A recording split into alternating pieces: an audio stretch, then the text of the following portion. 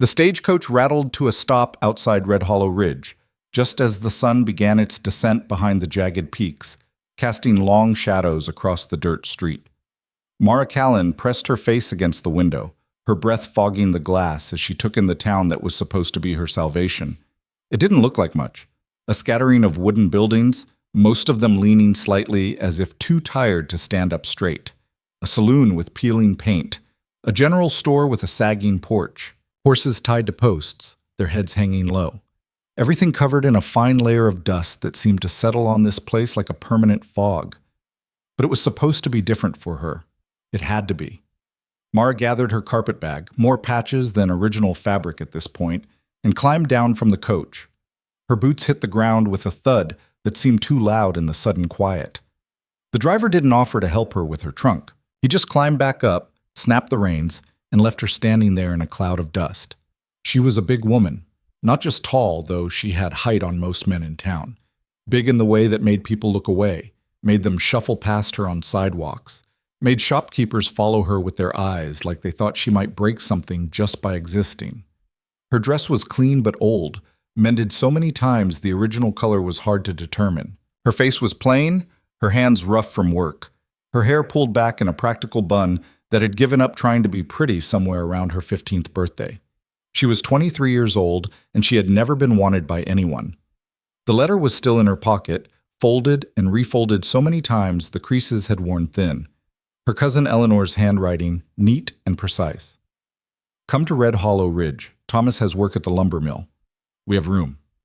That single word had carried Mara across 3 territories, through 2 weeks of bone-rattling travel, spending the last of her savings on coach fare and stale bread. Room meant a place to sleep. Work meant money. Together, they meant survival, maybe even a future. She picked up her trunk, not heavy, she didn't own enough for that, and started down the main street. A few people glanced her way. A woman in a blue dress whispered something to her companion. 2 men outside the saloon stopped talking to watch her pass. Mara kept her eyes forward, her chin up. She'd learned a long time ago that looking down just made it worse. The address Eleanor had given her was on the east side of town, past the church and the schoolhouse. A small house with a neat fence and curtains in the windows. Mara's heart lifted slightly at the sight of it. Neat meant cared for. Cared for meant people who might care. She knocked on the door, footsteps inside. Then the door opened and Eleanor stood there, pretty and petite in a yellow dress that made her look like a daffodil. Her smile froze when she saw Mara. "Oh," Eleanor said, just that. "Oh." "Hello, Eleanor," Mara tried to smile. "I got your letter. I came as soon as I could." Eleanor didn't move from the doorway. Behind her, a man appeared. Thomas, Mara assumed, tall and thin with a mustache that looked like it was trying too hard. He looked Mara up and down with the expression of someone who'd just found a dead rat in his soup. "Eleanor?" His voice was sharp. "What is this?" Thomas, this is my cousin, Mara, from back east." Eleanor's voice had gone small, apologetic. "You didn't say she was—" Thomas gestured vaguely at Mara, as if words failed him. Heat crept up Mara's neck. "I can work. Your letter said there was work at the mill, and I'm strong. I can earn my keep." Thomas laughed. Actually laughed, a short bark that made Mara flinch. "The mill? You think I'm going to bring you to the mill? Eleanor, what were you thinking?" I thought—" Eleanor twisted her hands together, not looking at Mara. "I thought maybe she could help around the house, with the baby coming and all. We can't afford extra help, and we certainly can't afford—" He gestured at Mara again, that same vague, dismissive wave.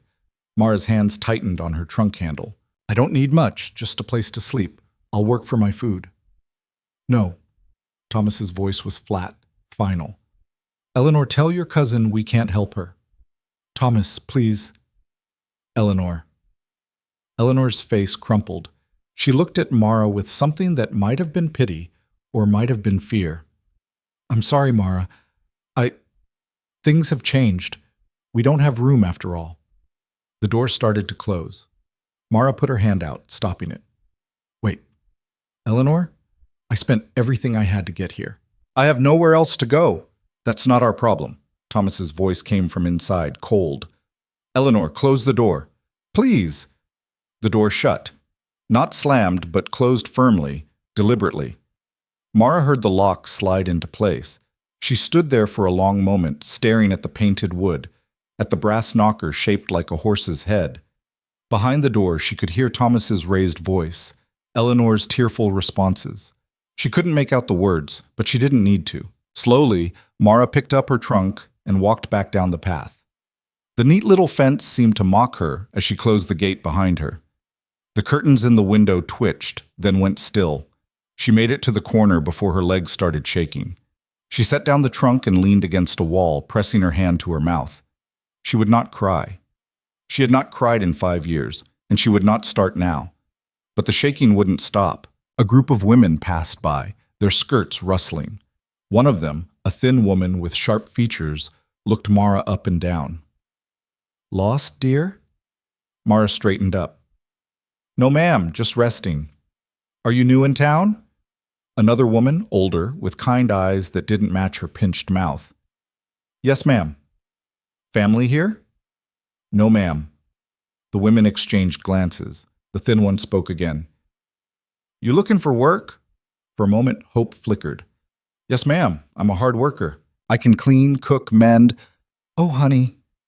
The woman's smile was pitying and cruel at the same time. "There's no work here well, for someone like you." She said it gently, which somehow made it worse. "You might try the next town over, maybe 50 miles west." "I don't have money for passage." "Then I suppose you'll be walking." The thin woman's voice had gone cold. "Though I'd advise moving on sooner rather than later. We're a decent town. We don't need complications." They walked away, their voices dropping to whispers and occasional laughter. Mara picked up her trunk again. Her arms ached. Her feet hurt.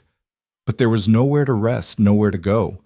She walked back toward the main street, her mind blank with exhaustion and something darker than despair. The sun was setting now, painting the sky orange and purple. Beautiful, if you had the energy to notice. Mara didn't. She noticed the stairs, though. The way conversation stopped when she walked past. The way mothers pulled their children closer. The way men looked at her like she was either a joke or a threat. Nothing in between.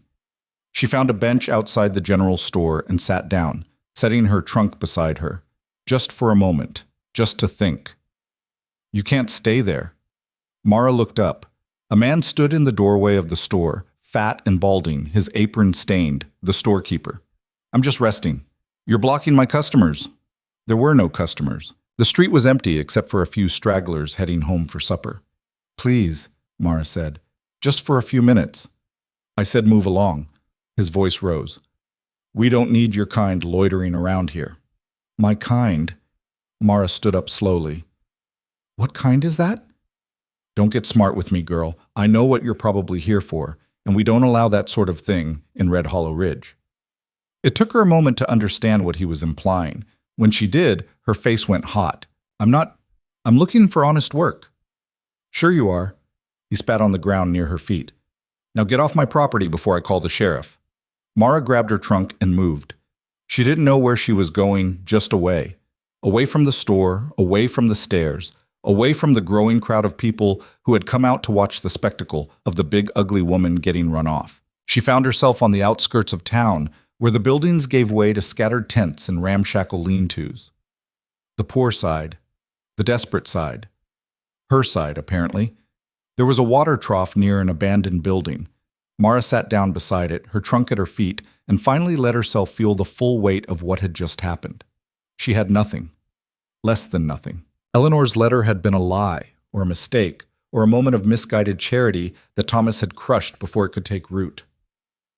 The town had rejected her on sight. She had no money, no food, no shelter. Winter was coming. She could feel it in the air, that sharp edge that promised snow and death to anyone caught outside when it hit. She was going to die here. In this terrible town, surrounded by terrible people, having accomplished nothing and meant nothing to anyone. A shadow fell across her. Mara looked up. A woman stood there, older, with gray hair and a face mapped with wrinkles.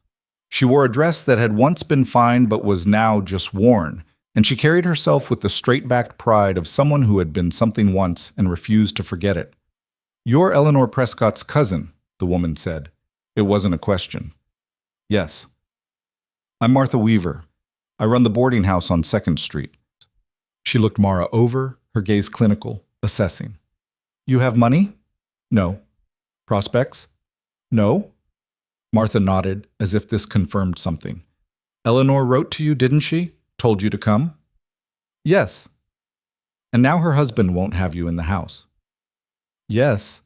Martha sighed. Eleanor's always had more heart than sense, and Thomas Prescott's always been a small man who needs to feel big. Bad combination. She paused. "I can give you one night, free. After that, you'll need to find work or move on." Mara's throat tightened. "Thank you." "Don't thank me yet. The room's tiny and the bed's hard, but it's a roof." Martha started walking, clearly expecting Mara to follow. "And don't get any ideas about staying without paying. I'll put you out on your ear, cousin, to Eleanor or not." The boarding house was exactly what Martha had promised. Shabby but clean, with a narrow staircase that creaked with every step. The room was barely big enough for a bed and a washstand, but it had walls and a door that locked. That was more than Mara had expected an hour ago. Martha left her there with a curt nod and instructions about breakfast. 6 sharp, in the dining room, don't be late. And then Mara was alone. She sat on the bed. The mattress was lumpy, the blanket thin, but it was a bed. She lay back and stared at the ceiling, at the water stain that looked like a map of some country she'd never visit. One night. She had one night to figure out what to do next. The problem was she had no idea. Sleep didn't come easily. The boarding house was noisy. Thin walls meant she could hear everything. A couple arguing next door, someone coughing down the hall, footsteps on the stairs. Outside, the sounds of the town settling into night. A dog barking, a drunk singing, the distant clang of the smithy working late. Mara lay awake and tried to make a plan. She needed work. Any work. She could clean, cook, mend clothes. She was strong. She could do manual labor if anyone would hire her. She just needed one person to give her a chance. But who? The storekeeper had made it clear what he thought of her. Eleanor was useless. The women on the street had basically told her to leave town, and everywhere she went, people looked at her like she was something dirty that had blown in on the wind. She thought about her mother, dead 6 years now. Her father, who'd remarried within months and made it clear his new wife didn't want a grown stepdaughter cluttering up the house. Her siblings, scattered to their own lives, their own struggles. There was no one to write to, no one to ask for help. She was alone, completely, utterly alone. The thought should have terrified her. Instead, it made something hard and cold settle in her chest. If she was alone, then she had nothing to lose. If no one cared whether she lived or died, then she could take risks no one else would take. She could be reckless. Maybe that was her way forward, not hoping for kindness or charity or someone to see her worth, but finding something no one else wanted to do, something dangerous or difficult or desperate, and doing it anyway. She fell asleep with that thought and woke to gray dawn light and Martha pounding on her door. "Breakfast in 10 minutes. Don't make me come back up here." Mara washed her face in the cold water from the basin, changed into her other dress, almost identical to the first, just slightly less worn, and went downstairs. The dining room was small and crowded. 6 other boarders sat at the long table, eating porridge and bread. They all looked up when Mara entered, and conversations died. Martha gestured to an empty seat. "Sit. Eat." Mara sat. A bowl of porridge appeared in front of her, thick and gray and probably tasteless, but it was food. She ate. "You're Eleanor's cousin." The man across from her spoke, a middle-aged man with scarred hands and a face that had seen too much sun. "The one who came in yesterday." "Yes." "Heard Thomas threw you out." "He didn't throw me out. He just didn't have room." Someone snorted. Martha, standing by the kitchen door, shot that person a glare. "What are you planning to do?" a woman next to Mara asked. She was younger, maybe 30, with tired eyes and calloused fingers. A washerwoman, Mara guessed. "Find work." "Good luck with that." The scarred man shook his head. "Town's full up. Been a bad year for everyone." "I'll find something." "Like what?" Another man, this one younger, with a mean streak in his smile. You got skills? Can you sew fancy dresses, play piano, speak French? No. Then what can you do? I can work. So can everyone else. The mean smile widened. What makes you special? Nothing. That was the answer, and they all knew it. Mara kept eating her porridge. Martha cleared her throat. That's enough, Jack. Let the girl eat. But Jack wasn't done. I'm just saying she should know what she's up against. This ain't a charity town. You want to survive here, you got to bring something to the table. And I don't see what she's got that anyone would want. The words hung in the air. No one contradicted him. Mara finished her porridge, set down her spoon, and looked Jack in the eye. You're right. I don't have anything anyone wants, which means I've got nothing to lose. So whatever work is out there that no one else will do, that's what I'll do. Jack laughed. There's no work that no one will do. This is the frontier, honey. People here will do anything for money. Then I'll do it better. You think you're better than... I think I'm desperate. Mara stood up. And desperate people don't quit. She left the dining room before anyone could respond, went back to her tiny room, and sat on the bed to think. Jack was wrong. There had to be something, some job too dangerous, too difficult, too demeaning for others to take. She just had to find it. She spent the morning walking through town, stopping at every business, every shop, every place that might need an extra pair of hands. The answers were all variations on the same theme. No work available? Try next month. Sorry, but no. By noon, she'd been rejected by the general store, the feed shop, the livery stable, the hotel, the restaurant, the laundry, the dressmaker, and the undertaker. That last one stung particularly. Even the man who dealt with dead bodies didn't want her around. She was standing outside the saloon. She hadn't tried there yet, wasn't sure she had the courage to, when she overheard two men talking. Nobody wants to do it. Too dangerous. Can't say I blame them. That trail's killed 3 men already this year. Yeah, but the pay's good. Double wages if you make it through. Double wages don't mean nothing if you're dead. Mara edged closer, pretending to look in the saloon window. When's Garrett leaving? Tomorrow morning, early. He's got most of his supplies, but he's still looking for someone to help with the pack animals. Says he can't do it alone, not with this much freight. He'll find someone. Willie, every hand in town with any sense has turned him down. The only people desperate enough to take a job like that are... The man trailed off, then laughed. Well, I guess he'll find someone desperate enough eventually. The men moved on. Mara stood there, her heart pounding. Dangerous, double wages, no one willing to do it. That was it. That was her chance. She had to find this Garrett. The freight office was a small building near the edge of town, marked by a hand-painted sign that said Garrett and Sons, Freight and Supplies. Mara pushed open the door. A man stood behind a counter, bent over a ledger. He was in his 50s, with graying hair and shoulders that stooped from years of heavy lifting. He looked up when she entered, and his expression went from neutral to wary. Help you?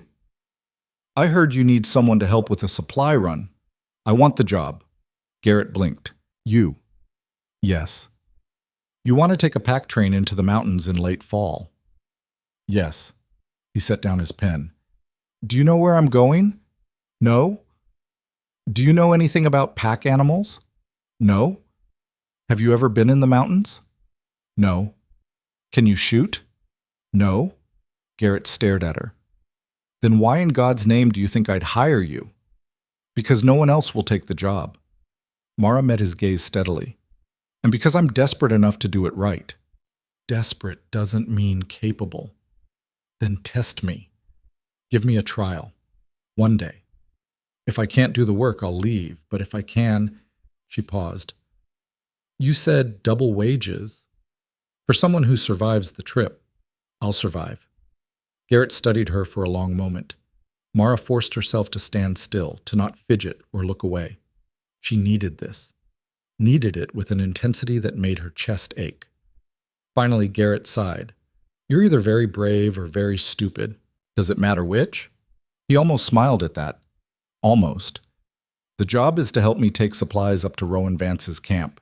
He's a hunter and trapper, lives about 3 days into the mountains. The trail is rough. We'll be packing 4 mules and 2 horses with goods, everything from ammunition to flour to tobacco.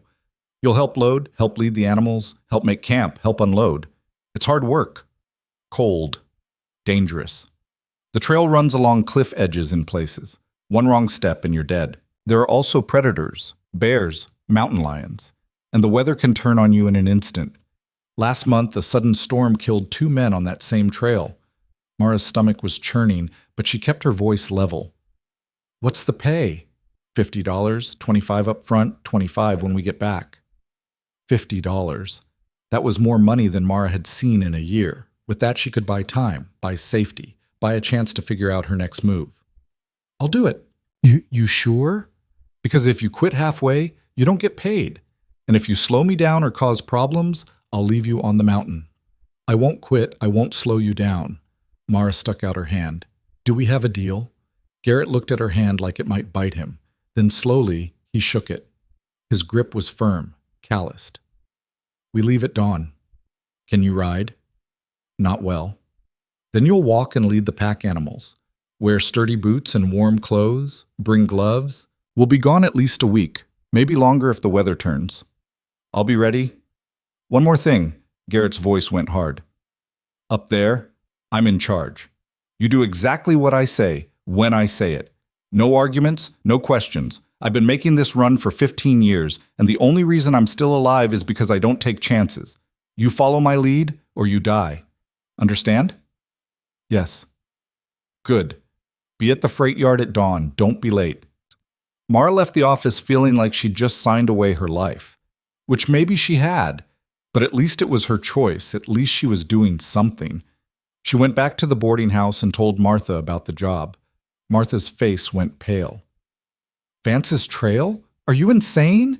I need the money. Not if you're dead. Martha sat down heavily. Girl, that trail is a killer. And Rowan Vance, she shook her head. He's not right in the head. Lives alone up there. Doesn't come to town except to trade pelts. People say he's dangerous. Dangerous how? Just stay away from him. Do your job and come back. That's the plan. Martha looked at her for a long moment. You're really going through with this? Yes. Then you're braver than I thought. Martha stood up. Come on.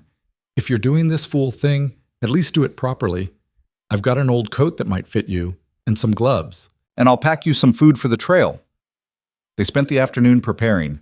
Martha found Mara a thick wool coat that was too short in the sleeves but warm, a pair of leather gloves with holes in the fingers, and a hat that smelled like horse but kept the wind out. She packed a bundle of food, dried meat, hard biscuits, an apple that was more wrinkles than fruit. Don't trust Garrett too much, Martha said as she worked. He's honest, but he's also cheap. He won't spend extra effort to save you if things go wrong. I'll save myself. And watch out for Vance. He doesn't like strangers. I'm there to deliver supplies, not make friends. Martha gave her a look. You've got more guts than sense, you know that? I know. That night, Mara lay in her narrow bed and tried to imagine what the mountains would be like. Cold, probably. Hard. Endless trees and rocks and wind. She'd never been anywhere like that. She'd spent her whole life in cities and towns, surrounded by people and noise and the constant press of civilization. Now she was going into the wilderness with a man she'd just met to deliver supplies to another man who apparently scared the whole town. She should be terrified. Instead, she felt almost calm. This was it. This was her chance. $50 and a week away from the stares and whispers and constant low-grade humiliation of trying to exist in a place that didn't want her. If she died on the mountain, at least she'd die trying. That was more than most people could say. Dawn came cold and gray. Mara dressed in layers, her regular dress, then Martha's coat, then the gloves and hat. She tied her few possessions into a bundle and left them in Martha's care. If I don't come back, she started. You'll come back, Martha interrupted. You're too stubborn not to.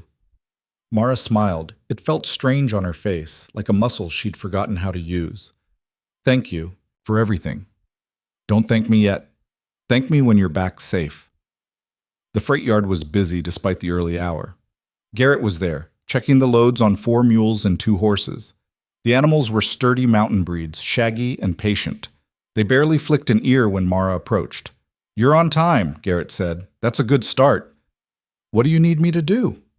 See that mule there? The brown one with the white nose? Her name's Daisy. She's the lead mule. The others will follow her. You walk beside her, keep her moving, make sure she doesn't try to stop and eat every damn plant we pass. Think you can handle that? Yes? Garrett handed her a lead rope. The trail's mostly single file. I'll be up front with the horses. You keep the mules together. If one starts to fall behind or act up, you let me know immediately. Don't try to fix it yourself. Understood. They set out as the sun was just breaking over the eastern peaks, turning the sky pink and gold. Red Hollow Ridge fell away behind them, and the trail began to climb. At first it wasn't bad. The path was wide and relatively smooth, winding through pine forest that smelled sharp and clean. Daisy plodded along steadily, and the other mules followed. Mara's job was easy, just walk and keep pace. But as the morning wore on and the trail grew steeper, she began to understand why no one else had wanted this job. The path narrowed until it was barely wide enough for the loaded mules. On one side, the mountain rose steep and rocky. On the other side, nothing, just a drop into empty air that made Mara's stomach lurch every time she looked. "Don't look down," Garrett called back. "Eyes on the trail." Mara fixed her gaze on Daisy's brown haunches and tried not to think about the fact that one wrong step would send her tumbling hundreds of feet to her death. By noon, her legs were shaking with exhaustion. They stopped in a small clearing for a brief rest. Mara collapsed against a rock, her breath coming in gasps. Garrett handed her a canteen. "Drink, not too much." The water was cold and tasted faintly of metal. Mara had never tasted anything better. "How you holding up?" Garrett asked. "Fine." He raised an eyebrow. "You sure? Because you look about ready to fall over." "I'm fine," Mara repeated. She forced herself to sit up straighter. "How much further today?" "Another 4 hours to the first camp. Can you make it?" "Yes." Garrett studied her, then nodded. "All right, rest for 10 more minutes, then we move on." Those 10 minutes passed too quickly. Mara's muscles had started to stiffen, and getting up was agony. But she gritted her teeth and took Daisy's lead rope again. The afternoon was worse than the morning. The trail grew rougher, strewn with loose rocks that shifted under her boots. The wind picked up, cold and sharp, cutting through even Martha's thick coat. And the drop on the right side of the trail seemed to get deeper, more terrifying, impossible to ignore. Daisy stumbled once, and Mara's heart stopped. But the mule caught herself, shook her head irritably, and kept going. "Watch for loose stones," Garrett called back. "And if it starts to rain, we stop immediately. This trail's a death trap when it's wet." Rain. Mara looked up at the sky. Clouds were gathering, gray and heavy. Please, she thought, please don't rain. The universe, as usual, ignored her. The first drops came an hour later. Cold, fat drops that quickly turned into a steady drizzle. Garrett cursed and started looking for a place to stop. But there was nowhere. Just the narrow trail, the cliff face, and the drop. "Keep moving," Garrett shouted over the increasing wind. "There's an overhang about half a mile ahead. We can shelter there." Half a mile. Mara's boots slipped on the wet stones. Daisy's hooves scrambled for purchase. Behind them, one of the other mules brayed nervously. Mara's hands were numb. Her face was numb. Everything was cold and wet and terrifying. The trail had become a stream, water rushing down the path, turning the stone into slick, deadly ice. "Almost there," Garrett called. "Just keep—" One of the rear mules screamed. Mara turned just in time to see the animal's back legs slip over the edge. It scrambled, wild-eyed, its hooves scrabbling against wet stone. The load on its back shifted. "No!" Garrett was already running back, his hand reaching for the mule's halter, but he was too far away, too slow. Mara dropped Daisy's lead and lunged. She grabbed the slipping mule's halter with both hands and pulled. Pulled with every ounce of strength she had, her boots sliding on the wet trail, her shoulders screaming in protest. The mule's hooves found purchase. It surged forward, nearly knocking Mara over. But it was back on the trail, shaking and terrified but alive. Garrett reached them. He grabbed the mule's halter from Mara and checked the load. "It's secure. Good work." He looked at Mara. Really looked at her for the first time since they'd met. That was either very brave or very stupid. Mara was shaking so hard she could barely stand. "You said that already." Garrett actually smiled. "Come on, Let's get out of this rain. The overhang was a blessing, a deep cave carved into the cliff face, dry and protected from the wind. They led the animals inside and stripped off the wet packs. Garrett built a small fire, and slowly, painfully, Mara began to thaw. Here. Garrett handed her a tin cup of something hot. Coffee, maybe, or something like it. It burned going down, but the heat was worth it. They sat in silence for a while, listening to the rain drum against the rocks outside. The mules and horses stood in a cluster, steam rising from their wet backs. "You did good today," Garrett said finally. "Better than I expected." "Because I'm desperate or because I'm stupid?" He huffed a laugh. "Maybe both. But mostly because you didn't quit when it got hard. Most people would have." "I told you, I've got nothing to lose." "Everyone's got something to lose, even if it's just their life." Mara looked at the fire. "Sometimes that doesn't feel like much." Garrett didn't respond to that, but he poured her more coffee, and that felt like understanding. They spent the night in the cave. It was cold despite the fire, and Mara didn't sleep much. Every time she closed her eyes, she saw that mule's legs slipping over the edge, saw herself falling into empty air. But morning came, and with it, the second day of the journey. This day was clearer, the rain having passed in the night, but the trail was still treacherous, slick with mud and loose stone. They moved slowly, carefully, Garrett constantly checking the path ahead. "We're making good time," he said during their noon break.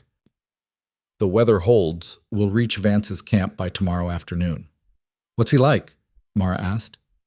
"Vance?" Garrett's expression closed down.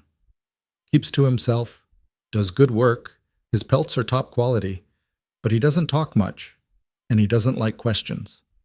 "Should I be worried?" "Just do your job and don't bother him. We'll unload, rest overnight, and head back the next morning." That didn't really answer her question, but Mara let it go. The afternoon brought them higher into the mountains. The trees changed, pines giving way to twisted, stunted things that clung to the rocks like they were afraid of falling. The air grew thinner, making Mara's lungs work harder with every breath, and everywhere she looked, there was nothing but stone and sky, an endless, terrifying space. This was a world without people, without civilization, without any of the things Mara had spent her whole life knowing.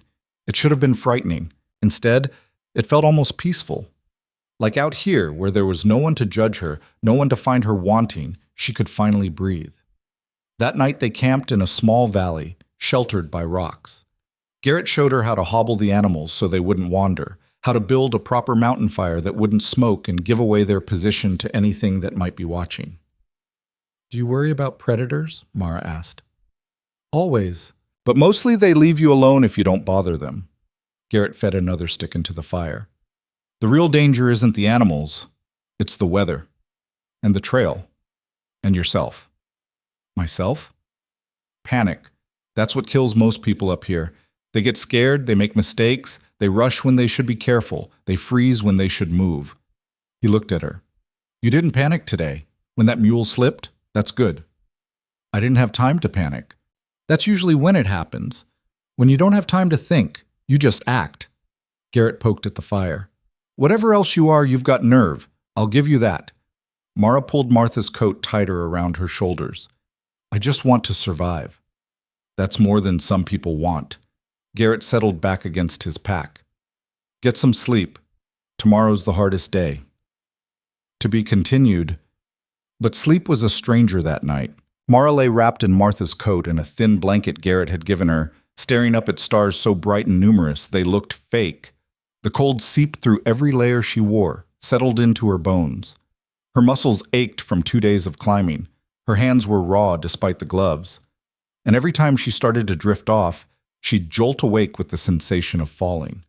Across the fire, Garrett snored softly. The animals shifted and breathed in their hobbles, and Mara lay there, alone with her thoughts and the crushing weight of the sky above. She must have slept eventually, because the next thing she knew, Garrett was shaking her shoulder, and the sky was that strange gray-blue color that comes right before dawn. "Up! We need to move early today." Mara sat up, every muscle screaming in protest. Her back felt like someone had beaten it with a club. Her legs didn't want to straighten, but she forced herself to stand, forced herself to move, because stopping meant admitting she couldn't do this. They ate a cold breakfast of hard biscuits and dried meat. Garrett checked each animal carefully, adjusting loads, tightening straps. When he got to the mule that had nearly fallen, a gray one he called Smoke, he spent extra time examining its legs and hooves. "Looks sound," he said finally. "Lucky. Will it make the rest of the trip?" "If we're careful." He straightened up and looked at Mara. "Today's going to be rough. The last stretch to Vance's camp is the worst part of the trail. Narrow, steep, and there's a river crossing that's tricky even in good weather. I can handle it. I'm not worried about you handling it. I'm worried about you dying on it." Garrett's voice was flat. "If you fall, I can't save you. If you panic, I can't help you. You need to be sure about this, because we're far enough in now that turning back is just as dangerous as going forward." Mara met his gaze. "I'm not turning back." "Then listen to everything I say. No improvising, no trying to be a hero, just do exactly what I tell you." "All right." They set out in the pre-dawn darkness, Garrett leading with a lantern, Mara and the mules following in a line. The trail climbed steeply, switchbacking up the face of the mountain. Loose scree slid under Mara's boots with every step. Daisy's breathing grew labored. Behind them, the other mules stumbled and cursed in the way mules do, with brays and head tosses and stubborn pauses. By the time full daylight came, they were so high that looking back made Mara dizzy. Red Hollow Ridge was invisible, lost somewhere in the valleys below. All around them was nothing but rock and sky, and the knife edge of the trail. "Watch your step here," Garrett called back. "The rocks are loose." Loose was an understatement. The trail had narrowed to barely 2 feet wide, and half of it was crumbling away into nothing. Mara pressed herself against the cliff face and tried not to look at the drop. One step, another, another. Daisy balked. "Come on, girl," Mara whispered. "You can do this." The mule's ears flicked back and forth. She pawed at the ground, clearly unhappy. Behind her, the other mules bunched up, equally reluctant. "Keep them moving," Garrett shouted. "Don't let them stop or they'll refuse to go." Mara tugged on Daisy's lead. The mule didn't budge. "Daisy, move." Nothing. Mara's heart was pounding. Behind her was 300 pounds of stubborn mule. Ahead was Garrett and the only way forward. And on her right was a drop that would kill her before she even finished screaming. She did the only thing she could think of. She walked around to Daisy's head, grabbed the mule's halter with both hands, and pulled while walking backward along the trail. "What are you doing?" Garrett's voice was sharp with alarm. "Getting her to move." "You're going to fall." But Mara didn't fall. She kept her eyes on Daisy, kept her feet moving one step at a time. And maybe the mule was more willing to follow than to be left alone, or maybe Mara was just lucky, but Daisy started walking. The other mules followed. Mara didn't dare turn around until they reached a wider section of trail 20 yards ahead. When she finally did, her hands were shaking so badly she nearly dropped the lead rope. Garrett was staring at her with something that might have been respect or might have been disbelief. "That was the stupidest brave thing I've ever seen. It worked. This time. Don't do it again." They kept climbing. The sun rose higher, beating down with surprising intensity despite the cold. Mara's face burned. Her lips cracked. She'd finished the water in her canteen an hour ago, and her throat felt like sandpaper. "There's the river," Garrett said, pointing ahead. Mara squinted through the glare. A line of green cut across the gray landscape. Trees and brush clustered along what must be water. The trail descended steeply toward it. Going down was somehow worse than going up. At least climbing, you felt like you were working against something solid. Descending felt like falling in slow motion, gravity pulling at you, threatening to send you tumbling head over heels down the slope. The mules didn't like it either. They dug in their hooves, braced their legs, and slid in controlled descents that made Mara's stomach clench every time. By the time they reached the river, Mara's legs were jelly. She collapsed on a rock and stared at the water. It wasn't a large river, maybe 30 feet across, but it was fast, churning over rocks with a roar that drowned out everything else. And it was cold. Mara could see chunks of ice along the banks. "How do we cross?" she asked. Garrett was already unlashing the packs from one of the horses. "There's a ford about 50 yards upstream, rocky bottom, waist deep at most. But the current's strong. We'll have to lead the animals across one at a time." "One at a time? That'll take forever." It'll take however long it takes. I'm not losing animals trying to rush this. Garrett finished with the packs and looked at her. You'll go first. Test the bottom. Make sure it's solid. I'll follow with the first horse, then come back for the mules one by one. Why me first? Because if the bottom's washed out and you get swept away, I'll know not to bring the animals across. He said it matter-of-factly, like he was discussing the weather. Mara stared at him. You want me to risk drowning so you don't lose your animals. I want you to test the ford so none of us drown. There's a difference.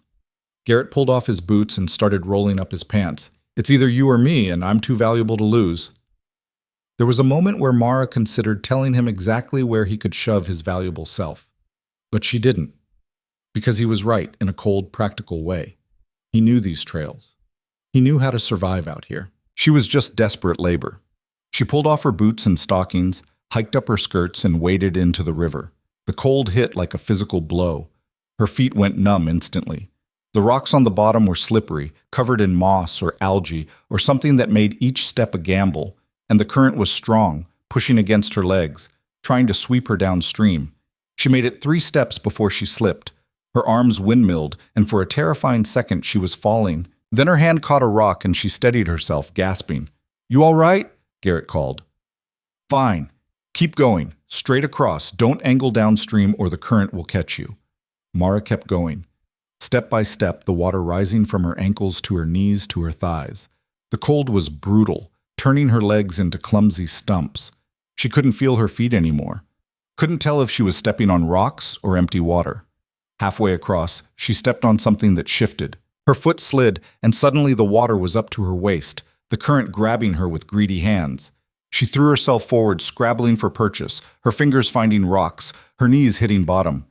Behind her, Garrett was shouting something, but the roar of the water drowned him out. Mara crawled forward on her hands and knees, half swimming, half dragging herself through the current. Her skirts were soaked, heavy, trying to pull her under. But she kept moving, kept fighting, and then suddenly the bottom was rising again and she was stumbling up onto the far bank. She collapsed onto the rocks, coughing, shivering so hard her teeth chattered. Garrett appeared on the opposite bank with the first horse. He led it into the water, moving with the confident ease of someone who'd done this 100 times. The horse balked once, but Garrett just pulled steadily on its lead and kept walking. Within minutes, he was across. Told you it was waist deep, he said. Mara was too cold to respond. It took nearly 2 hours to get all the animals across. Garrett made trip after trip, methodical and patient. Mara sat on the bank and tried to warm up, but the sun wasn't strong enough and her clothes were soaked through. When the last mule was finally across, Garrett came over and looked at her. You need dry clothes. I don't have any. Then you need a fire. He started gathering driftwood from along the bank. Help me. They built a fire in a sheltered spot between 2 boulders. Garrett hung her coat and outer dress near the flames to dry, then handed her a blanket. Wrap up. I'll make coffee. Mara huddled in the blanket and watched him work. He moved with efficient, practiced motions, filling a battered pot with river water, measuring out coffee grounds from a tin, setting it over the fire. Within minutes, the smell of brewing coffee cut through the cold. Here, he handed her a cup. It was hot enough to hurt, bitter enough to make her wince. She drank it anyway. Garrett sat down across from her, his own cup steaming in his hands. You did good back there, in the river. I almost drowned. Almost doesn't count. You made it across. He took a sip of coffee. Most people would have frozen up or panicked. I didn't have time to panic. You keep saying that, but I think you're tougher than you give yourself credit for. Garrett looked at her over the rim of his cup. Why are you really doing this? And don't tell me it's just for the money. Mara stared into the fire. The money's part of it, but mostly... She paused, trying to find words. I needed to prove I could, that I'm not just what everyone thinks I am. Which is? Worthless. A burden. Someone to be pitied or mocked or ignored. The words came out harder than she intended. I spent my whole life being told I wasn't good enough, wasn't pretty enough, smart enough, useful enough. And then Eleanor's letter came, and I thought maybe things could be different, but they weren't. They were the same, just a different town. Garrett was quiet for a moment. So you decided to walk into the mountains with a stranger and risk your life. Yes, that's either very brave or very... If you say stupid one more time, I'm going to throw this coffee at you. He grinned. Actually grinned, the first real smile she'd seen from him. Fair enough? He stood up and checked her clothes. These are dry enough. Get dressed. We've got another few hours before we reach Vance's camp. The trail on this side of the river was different, less exposed, winding through dense forest instead of along cliff edges. The trees here were massive pines that blocked out the sun and carpeted the ground in needles. It was quieter, the roar of the river fading behind them until all Mara could hear was the soft thud of hooves and her own breathing. We're on his land now, Garrett said quietly. Keep your voice down and your eyes open. You think he doesn't know we're coming? Oh, he knows, but he doesn't like surprises. They walked in silence. The forest felt watchful somehow, like the trees themselves were taking note of their presence. Mara found herself glancing around nervously, looking for... what? She didn't know. Then she saw the first trap. It was set back from the trail, partially hidden by undergrowth. A steel jaw trap, big enough to take off a man's leg. And beyond it, another and another. Don't wander off the trail, Garrett said. He's got this whole area rigged. For what? Predators, trespassers, anyone stupid enough to come up here uninvited. Garrett's voice had gone hard. Vance doesn't like visitors. The only reason he tolerates me is because I bring him what he needs and don't ask questions. A chill ran down Mara's spine that had nothing to do with the cold. What kind of man lives like this? The kind who wants to be left alone. The trail opened into a clearing. In the center stood a cabin, rough-hewn logs chinked with moss and mud, a stone chimney, one small window with real glass. Behind it were several outbuildings, a smokehouse, a cache built high on poles to keep animals out, and what looked like a workshop. The whole place had the feeling of somewhere that had been carved out of the wilderness through sheer stubbornness. A man stood in the doorway of the cabin, tall, broad-shouldered, with dark hair pulled back and a beard that obscured most of his face. He wore buckskins and boots, and he held a rifle in the crook of his arm like it was part of him. Garrett. His voice was rough, like he didn't use it much. Vance. Garrett stopped the horses a respectful distance from the cabin. Got your supplies? Rowan Vance's gaze shifted to Mara. She felt it like a physical thing, sharp and assessing. His eyes were gray, cold as the river they'd crossed. Who's this? Help. She's here to unload the mules, nothing more. Vance looked at her for a long moment. Mara forced herself to meet his gaze, to not look away or shrink. She'd come too far to be cowed now. Finally, Vance nodded once. Unload in the cache. I'll check the inventory. They worked in silence. Garrett and Vance went through the packs systematically, Vance marking items in a ledger while Garrett stacked them in the cache. Mara hauled supplies back and forth, her arms burning with fatigue. The cache was fascinating despite her exhaustion. It was organized with the precision of someone who knew exactly what he had and where it was. Ammunition in wooden crates, flour and cornmeal in sealed barrels, coffee, sugar, tobacco, salt. Traps and snares hung from hooks. Animal pelts, fox, beaver, mink, were stretched on frames. The smell was overwhelming, leather and wood smoke and blood and something wild she couldn't name. Careful with those. Vance's voice came from behind her. She nearly dropped the crate she was holding. She turned. He'd moved up silently, was standing close enough that she could see the scars on his hands, the way his eyes tracked every movement she made. Up close, he was even more intimidating, not just tall, but solid, made of muscle and bone, and something harder than either. What are they? She asked. Traps. New design. If you drop them, they'll be useless. Mara set the crate down carefully. I won't drop them. Vance studied her. You're not what I expected. What did you expect? Someone who knew what they were doing. It should have stung. Instead, Mara almost laughed. I don't know what I'm doing. I'm just doing it anyway. Something flickered in Vance's expression. Not quite a smile, but close. That's the only way anything gets done out here. He turned away. There's a lean-to behind the smokehouse. You can sleep there tonight. We eat at sundown. That was apparently all the conversation he was willing to have. He walked back to where Garrett was still unloading, leaving Mara standing in the cache. She finished her work, stacking the last of the supplies, then went to find this lean-to. It was exactly what it sounded like. 3 walls and a slanted roof, open on one side. But it was dry and out of the wind, and there was a pile of furs in the corner that would serve as bedding. Mara sat down heavily, every muscle in her body screaming. 3 days of climbing, freezing, nearly falling, nearly drowning. And now she was in the middle of nowhere, with 2 men she barely knew, one of whom seemed to actively dislike her presence. She should be terrified. Instead, she felt something like peace. Maybe it was the silence, or the fact that up here, no one knew her, no one had expectations of her. She was just labor, anonymous and necessary. There was freedom in that. A shadow fell across the lean-to entrance. Vance stood there, holding a bundle. "Dry clothes," he said. "Yours are wet." Mara looked down. He was right.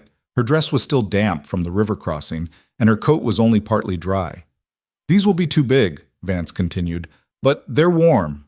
He set the bundle down and left before she could thank him. The clothes were rough wool pants, a shirt that probably fit him but swallowed her, and a sweater that smelled like wood smoke. Mara changed quickly, grateful for the warmth even if she looked ridiculous. When she emerged from the lean-to, the sun was setting. Garrett and Vance were at a fire pit in front of the cabin, cooking something that smelled like heaven. Her stomach growled. "Sit," Vance said, gesturing to a log bench. Mara sat. Garrett handed her a plate, roasted meat, some kind of root vegetables, and bread that was dense and dark. She ate without talking, too hungry for conversation. Vance and Garrett talked about the trail conditions, the weather forecast, the price of pelts in Red Hollow Ridge. Business talk, nothing personal. Vance asked about people in town the way someone might ask about the weather, factual, detached. "Eleanor Prescott's expecting a baby," Garrett said at one point. Vance glanced at Mara. "Your cousin." It wasn't a question, but Mara answered anyway. "Yes." "Garrett says she turned you away." "Her husband did." "Same thing in a marriage." Vance poked at the fire. "You're better off." "Better off homeless?" "Better off knowing where you stand. Illusions get you killed out here." There was a story behind those words. Mara could hear it in the way he said them, flat and final, but she didn't ask. You didn't ask Rowan Vance questions. You could tell that just by looking at him. They ate in silence. When the food was gone, Garrett stood and stretched. "I'm turning in. Long day tomorrow." Vance nodded. "I'll bank the fire." Mara started to get up, but Vance spoke. "Stay." It wasn't a request. Mara sat back down. Garrett gave them both a look, then disappeared into the darkness toward where he'd laid out his bedroll.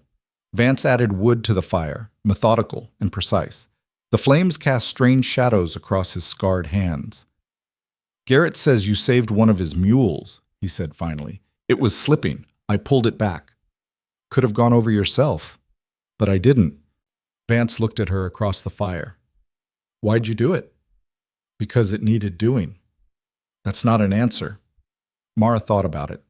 "Because if I let it fall, Garrett would have lost money. And if he lost money, he might not pay me. And if he doesn't pay me, I have nothing." So it was self-interest. "Isn't everything?" Vance almost smiled. "Fair point." He was quiet for a moment. "Garrett says you're desperate. He talks too much. He talks the right amount, and he's usually right about people." Vance leaned back, the firelight making his eyes look black instead of gray. "Why are you desperate?" "You really want to know?" "I wouldn't ask if I didn't." Mara looked into the fire. "Because I'm tired of being nothing, of having nothing, of people looking at me like I'm something they scraped off their boot." The words came out harder than she intended. "I came out here because a dangerous job was the only job available, and maybe I'll die doing it, but at least I'll die trying to be something other than what everyone told me I had to be." Vance was quiet for so long that Mara thought he wasn't going to respond. Then he said, "I came up here 15 years ago for the same reason, except I wasn't running from being nothing. I was running from being too much of something I didn't want to be anymore." "What were you?" "Angry, violent, good at killing." His voice was flat. "I was a soldier, then a hired gun, then a man who'd done too much to ever go back to being anything decent." He stirred the fire. "So I came up here. Figured I'd live alone, die alone, and not hurt anyone else in the meantime." "Did it work?" Mostly. He looked at her. You think you're running from being worthless, but worthless people don't walk into the mountains with a stranger. They don't risk their lives for a mule. They don't keep going when everything says to quit. Mara's throat tightened. You don't know me. Ma, I know enough. You're tougher than you think, and a hell of a lot tougher than the people who told you that you weren't. He stood up. Get some sleep. Tomorrow Garrett heads back and you with him. He walked into the cabin and closed the door. Mara sat there for a long time, staring into the fire. Something in her chest felt cracked open, raw. She'd been told 1,000 times that she was worthless, useless, a burden, but no one had ever told her she was tough. She wasn't sure which hurt more. The next morning broke cold and clear. Mara woke in the lean-to, buried under the furs Vance had left, and for a moment couldn't remember where she was. Then it all came back, the mountains, the cabin, Vance's words by the fire. She got up and changed back into her own clothes, dry now and smelling like smoke. The camp was already awake. Garrett was checking the animals, and Vance was at the fire making coffee. Morning, Garrett said when he saw her. We're leaving in an hour. Eat something first. Mara accepted a plate of leftover bread and dried meat from Vance. He didn't say anything, just handed it to her and went back to his coffee. As she ate, she watched him move around the camp. Everything he did was efficient, purposeful, no wasted motion. It was the way someone moved when they'd been alone so long that every action was optimized for survival. You're staying up here all winter? She asked. Vance looked at her. Yes. Alone? Yes. What if something happens, if you get hurt, or then I die? He said it simply. That's the risk. Doesn't that bother you? Why would it? Everyone dies. At least this way I choose how. Garrett cleared his throat. Mara, help me with the packs. She went, but she could feel Vance's gaze following her. They loaded the mules with Vance's trade goods, pelts mostly, bundled and tied with expert precision. These would sell in Red Hollow Ridge for good money. Vance watched the process carefully, checking each knot, each strap. You did good work yesterday, he said to Mara at one point. Unloading. It was the closest thing to a compliment she'd probably get. Thank you. If you ever need work again, tell Garrett. I could use someone who's not afraid of hard labor. Mara stared at him. You're offering me a job? I'm offering you possibility. There's a difference. He adjusted a strap on one of the bundles. I need someone to help with the spring thaw. Lots of work then. Processing pelts, repairing traps, hunting. It's hard work, dangerous, but it pays. I don't know anything about any of that. You didn't know anything about pack mules either. You learned. Vance looked at her directly. You're strong. You don't quit. That's worth more than skill. Before Mara could respond, Garrett called out, We're ready. They left the camp as the sun was climbing over the peaks. Vance stood in front of his cabin and watched them go. Mara looked back once and saw him there, a dark figure against the logs, already fading into the landscape. The trip back was faster. They knew the trail now, knew where the dangers were. The river crossing was easier with lighter loads. The narrow sections felt less terrifying the second time, or maybe Mara was just too tired to be afraid. They reached Red Hollow Ridge 3 days later, dusty and exhausted. Garrett paid her the remaining $25 in front of the freight office, counting out the bills with the same precision he'd used to check supplies. You earned it, he said. Every cent. Mara took the money. It felt impossible in her hands, more money than she'd held at one time in her entire life. Thank you. Thank yourself. You're the one who did the work. Garrett hesitated. If you want another run, I head back up in 6 weeks, same pay. I'll think about it. She walked back to Martha's boarding house in a daze. The town looked different somehow, smaller, more petty. The stares still came, the whispers still followed her, but they felt less important now. These people hadn't walked through the mountains. They hadn't crossed that river, or saved that mule, or sat by a fire with Rowan Vance. Martha took one look at her and started crying. I thought you were dead, she said, pulling Mara into a hard hug. 3 days late. I was sure you'd fallen off a cliff or frozen or... I'm fine, I made it. Martha pulled back and looked her over. You're different. I'm just tired. No, it's something else. Martha shook her head. Come on, I saved you some stew. You look half starved. That night, Mara lay in her narrow bed and counted her money. $50. It would buy her 2 months at the boarding house, maybe 3 if she was careful. Time to figure out her next move. Or she could take Garrett's offer. 6 weeks from now, another trip into the mountains. Another chance to prove she wasn't worthless. Or she could take Vance's offer. Spring thaw work. Months in the mountains instead of days. Real work, real pay, real… what? Isolation? Danger? Freedom? She didn't know. But for the first time in her life, she had choices. And that mattered more than she knew how to say. The next morning, Eleanor appeared at the boarding house. Martha showed her up to Mara's room with obvious reluctance. 5 minutes, Martha said. Then I'm kicking her out. Eleanor stood in the doorway, pregnant belly visible now under her dress. She looked nervous. Mara, I heard you were back. Yes. I wanted to apologize for Thomas, for turning you away. Mara looked at her cousin, pretty Eleanor, who'd always had everything Mara didn't, who'd written that letter full of false hope. Why did you write to me? Mara asked. If you knew Thomas wouldn't let me stay, why invite me? Eleanor's face crumpled. Because I was lonely and scared, and I thought if I had family here, things would be better. But Thomas said we couldn't afford it, and he was right, we can't. And I'm so sorry, Mara, I never meant to… Stop. Eleanor stopped. You were lonely, so you used me. You didn't think about what would happen when I actually showed up. Mara kept her voice level. You wanted company for yourself without caring what it would cost me. I'm sorry. Sorry doesn't give me back the money I spent getting here. Sorry doesn't undo showing up in a strange town with nowhere to go. Mara stood up. But I survived it, and I'm doing fine now. So you can take your apology and leave. Eleanor's eyes filled with tears. Please, Mara, I didn't mean…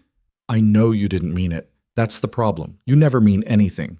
You just do what's easy and hope it works out. Mara walked to the door and opened it. I'm done with people like you. Eleanor left crying. Martha appeared moments later. You all right? Better than I've been in years. And it was true.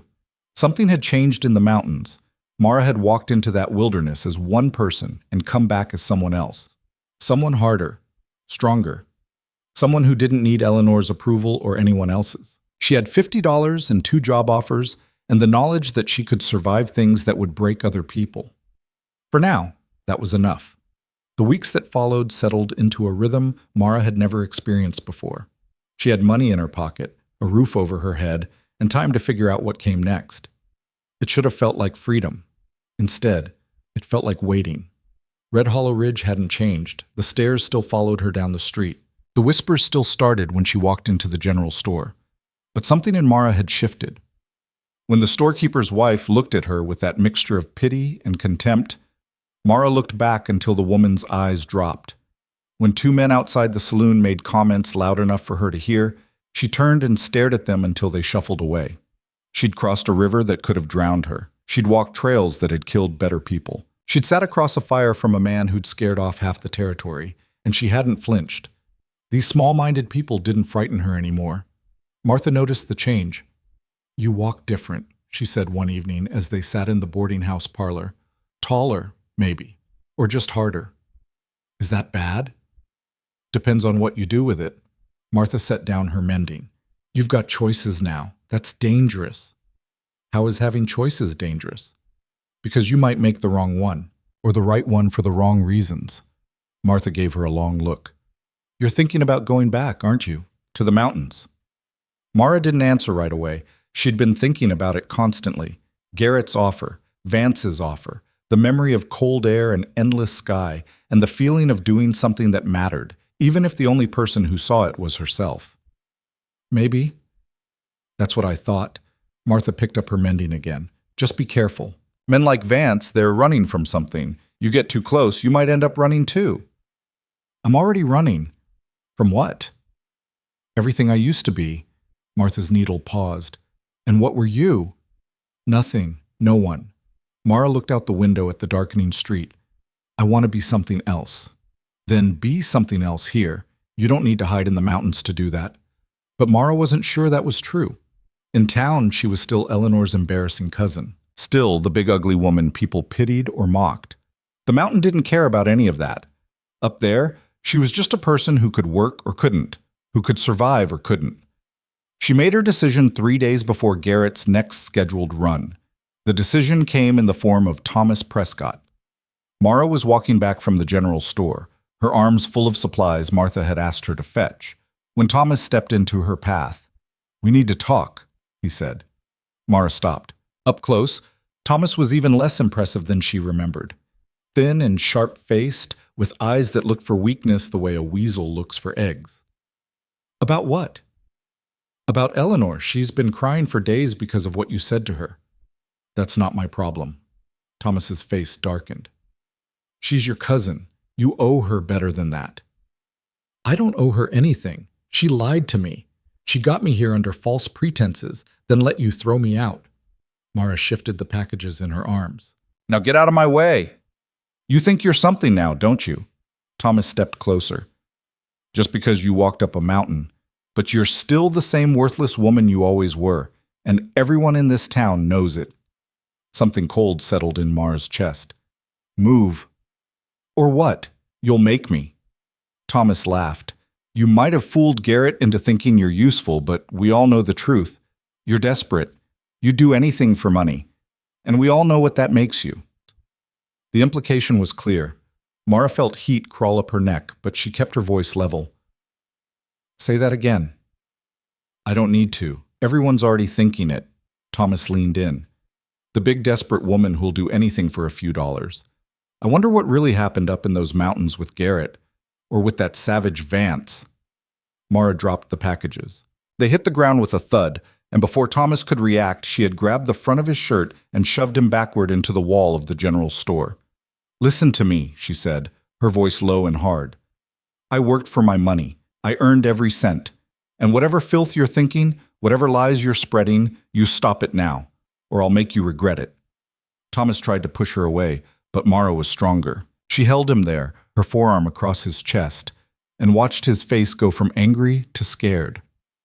"You're threatening me," he managed. "I'm promising you. Leave me alone, leave Eleanor alone, and keep your poison to yourself."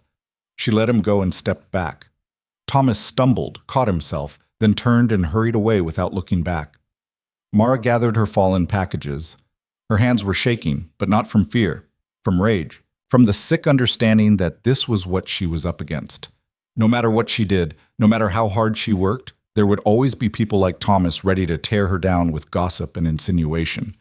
She couldn't win here. Not really. That night, she told Martha she was taking Garrett's next run. "And after that?" Martha asked. "I don't know yet." But she did know. She just wasn't ready to say it out loud. The second trip to Vance's camp was different from the first. Mara knew the trail now, knew where the dangers were, knew how to keep the mules moving even when they balked. Garrett noticed. "You're a natural at this," he said on the second day as they made camp. "Most people take 4 or 5 runs before they stop looking terrified." "I'm still terrified. I'm just better at hiding it." Garrett laughed. "That's half of survival right there." They reached Vance's camp late in the afternoon of the third day. He was waiting for them, same as before, rifle in hand and expression unreadable. "Garrett, Mara." He nodded to each of them. "Any trouble on the trail?" "None." Weather held. Garrett started unlashing the packs. "Got your full order, plus some extras I thought you might want." They unloaded in the usual silence, Vance checking each item against his list. But Mara caught him watching her when he thought she wasn't looking, assessing, measuring. When the work was done and they'd eaten, Garrett excused himself early. "Long day tomorrow. I'm turning in," which left Mara and Vance alone by the fire. Again. "You came back," Vance said. "You noticed." "I notice everything." He stirred the coals. "Garrett says you had trouble in town." Mara tensed. "He talks too much." "He talks the right amount. What kind of trouble?" She told him about Thomas, about the accusations and insinuations, about the constant weight of judgment and gossip. When she finished, Vance was quiet for a long time. "That's why you're here," he said finally. "Not just for the money." "The money's good, but yes, partly that." You're running. Is that so bad? Vance looked at her across the fire. Depends on what you're running to. What does that mean? Running from something, you're always looking back. Running to something, you're looking forward. There's a difference. He paused. I ran from. Spent 15 years up here trying to forget what I was. It doesn't work. The past follows you. Then what do? You stop running. You stand your ground. You build something new. He gestured at the cabin, the cache, the cleared land around them. This isn't me hiding. This is me making something that matters on my own terms. Mara looked at the camp with new eyes. It wasn't a retreat. It was a fortress. A life built deliberately, carefully, away from people who would judge it or try to control it. I want that, she said quietly. Something of my own. Then take my offer. Come back in the spring. Work the season. Learn the trade. If you're good at it, and I think you will be, you can make real money. Enough to buy land. Start something. Why are you helping me? Vance was quiet for a moment. Because 15 years ago, someone gave me a chance when I didn't deserve one. And because you remind me of myself. Angry, determined, willing to do what it takes. He looked at her. Also because good help is hard to find, and you're good help. Mara felt something tight in her chest loosen. I'll think about it. Don't think too long. Winter's coming. If you're going to commit, I need to know before the passes close. That night, Mara lay in the lean-to and tried to imagine it. Months up here. Spring, summer, maybe into fall. Learning to trap, to hunt, to survive in this brutal, beautiful place. No Thomas. No Eleanor. No stares or whispers or constant grinding humiliation. Just work. Just survival. Just the chance to prove she was more than what they'd told her she was. By morning, she'd made her decision. She found Vance at the creek, washing something that looked like blood from his hands. He glanced up when she approached. I'll do it, Mara said. The spring work. I'll come back. Vance dried his hands on his pants. You're sure? Yes. It won't be easy. The work's hard, the conditions are rough, and you'll be up here alone with me for months. People will talk. People are already talking. They'll talk worse. They'll say things that'll follow you the rest of your life. Vance's voice was hard. You need to understand that. Taking this job, coming up here, it'll mark you. You won't be respectable anymore, not by their standards. I was never respectable by their standards. Vance studied her for a long moment, then he nodded. All right, come back when the thaw starts, late March, early April. Garrett will bring you. I'll pay you $2 a day plus food and shelter. The work lasts about 4 months. If you're good at it, we'll talk about making it permanent. Permanent? I'm getting older. I could use a partner. Someone who knows the land, knows the work. Someone I can trust. He paused. But that's getting ahead of ourselves. First, you survive the spring. Then we talk. They shook on it. Vance's hand was calloused and hard, his grip firm. Mara felt the weight of the commitment settle into her bones. She was really doing this. The trip back to Red Hollow Ridge felt different. Mara knew now that she wasn't coming back to stay. She was coming back to prepare, to wait out the winter, to get ready for the life she was going to build. Garrett seemed to sense it. You're going to take this offer, aren't you? Yes. You know what people will say. I know. Garrett was quiet for a while as they walked. Then he said, for what it's worth, I think you're making the right choice. Vance is a hard man, but he's fair. And he's right. You've got the spine for this kind of life. Thank you. Just do me a favor. Don't let the town break you before you get back up there. They're going to try. He was right. The gossip started within days of her return. Mara heard it everywhere, in the general store, on the street, even at Martha's boarding house from the other tenants who didn't know she could hear them through the thin walls. She'd been up in the mountains with 2 men. Alone. For days at a time. What kind of woman did that? The answer, according to Red Hollow Ridge, was a woman of loose morals. A woman who couldn't get a man the proper way, so she sold herself for money and pretended it was honest work. The first time someone said it to her face, Mara was in the general store buying supplies. A woman she vaguely recognized, one of the church ladies, always dressed in severe black, approached her with a smile that was all teeth and no warmth. Mara Callan, I've been meaning to talk to you. Have you? Yes. About your activities. The woman's voice dropped to a conspiratorial whisper. People are talking, dear, about you and those men, about what you're doing up there in the wilderness. I'm working. Is that what you call it? The woman's smile sharpened. You should be more careful about your reputation. A woman alone, traveling with men, spending nights in the wild, it raises questions. Mara set down the bag of flowers she'd been holding. What questions? About your character. About your morals. The woman leaned in. There are still decent ways for a woman to make her way in the world. Perhaps if you applied yourself to finding a husband, I'm not interested in a husband. Then you're interested in being a whore? The store went quiet. Every person in there turned to stare. The storekeeper stopped what he was doing. Even the kid sweeping the floor froze. Mara looked at the woman. Really looked at her. Saw the small, mean eyes, the pursed mouth, the way she held herself like she was better than everyone around her. This woman had probably never worked a hard day in her life, had probably never known hunger or desperation or what it felt like to be truly alone. And she was calling Mara a whore. Get out of my way, Mara said quietly. Excuse me? I said get out of my way before I move you myself. The woman's face went red. How dare you? I work for my money. I earn it honestly.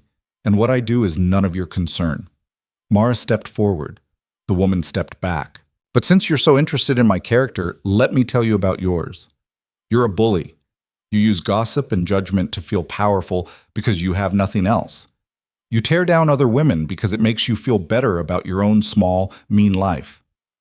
I never… Yes, you did. You do it all the time.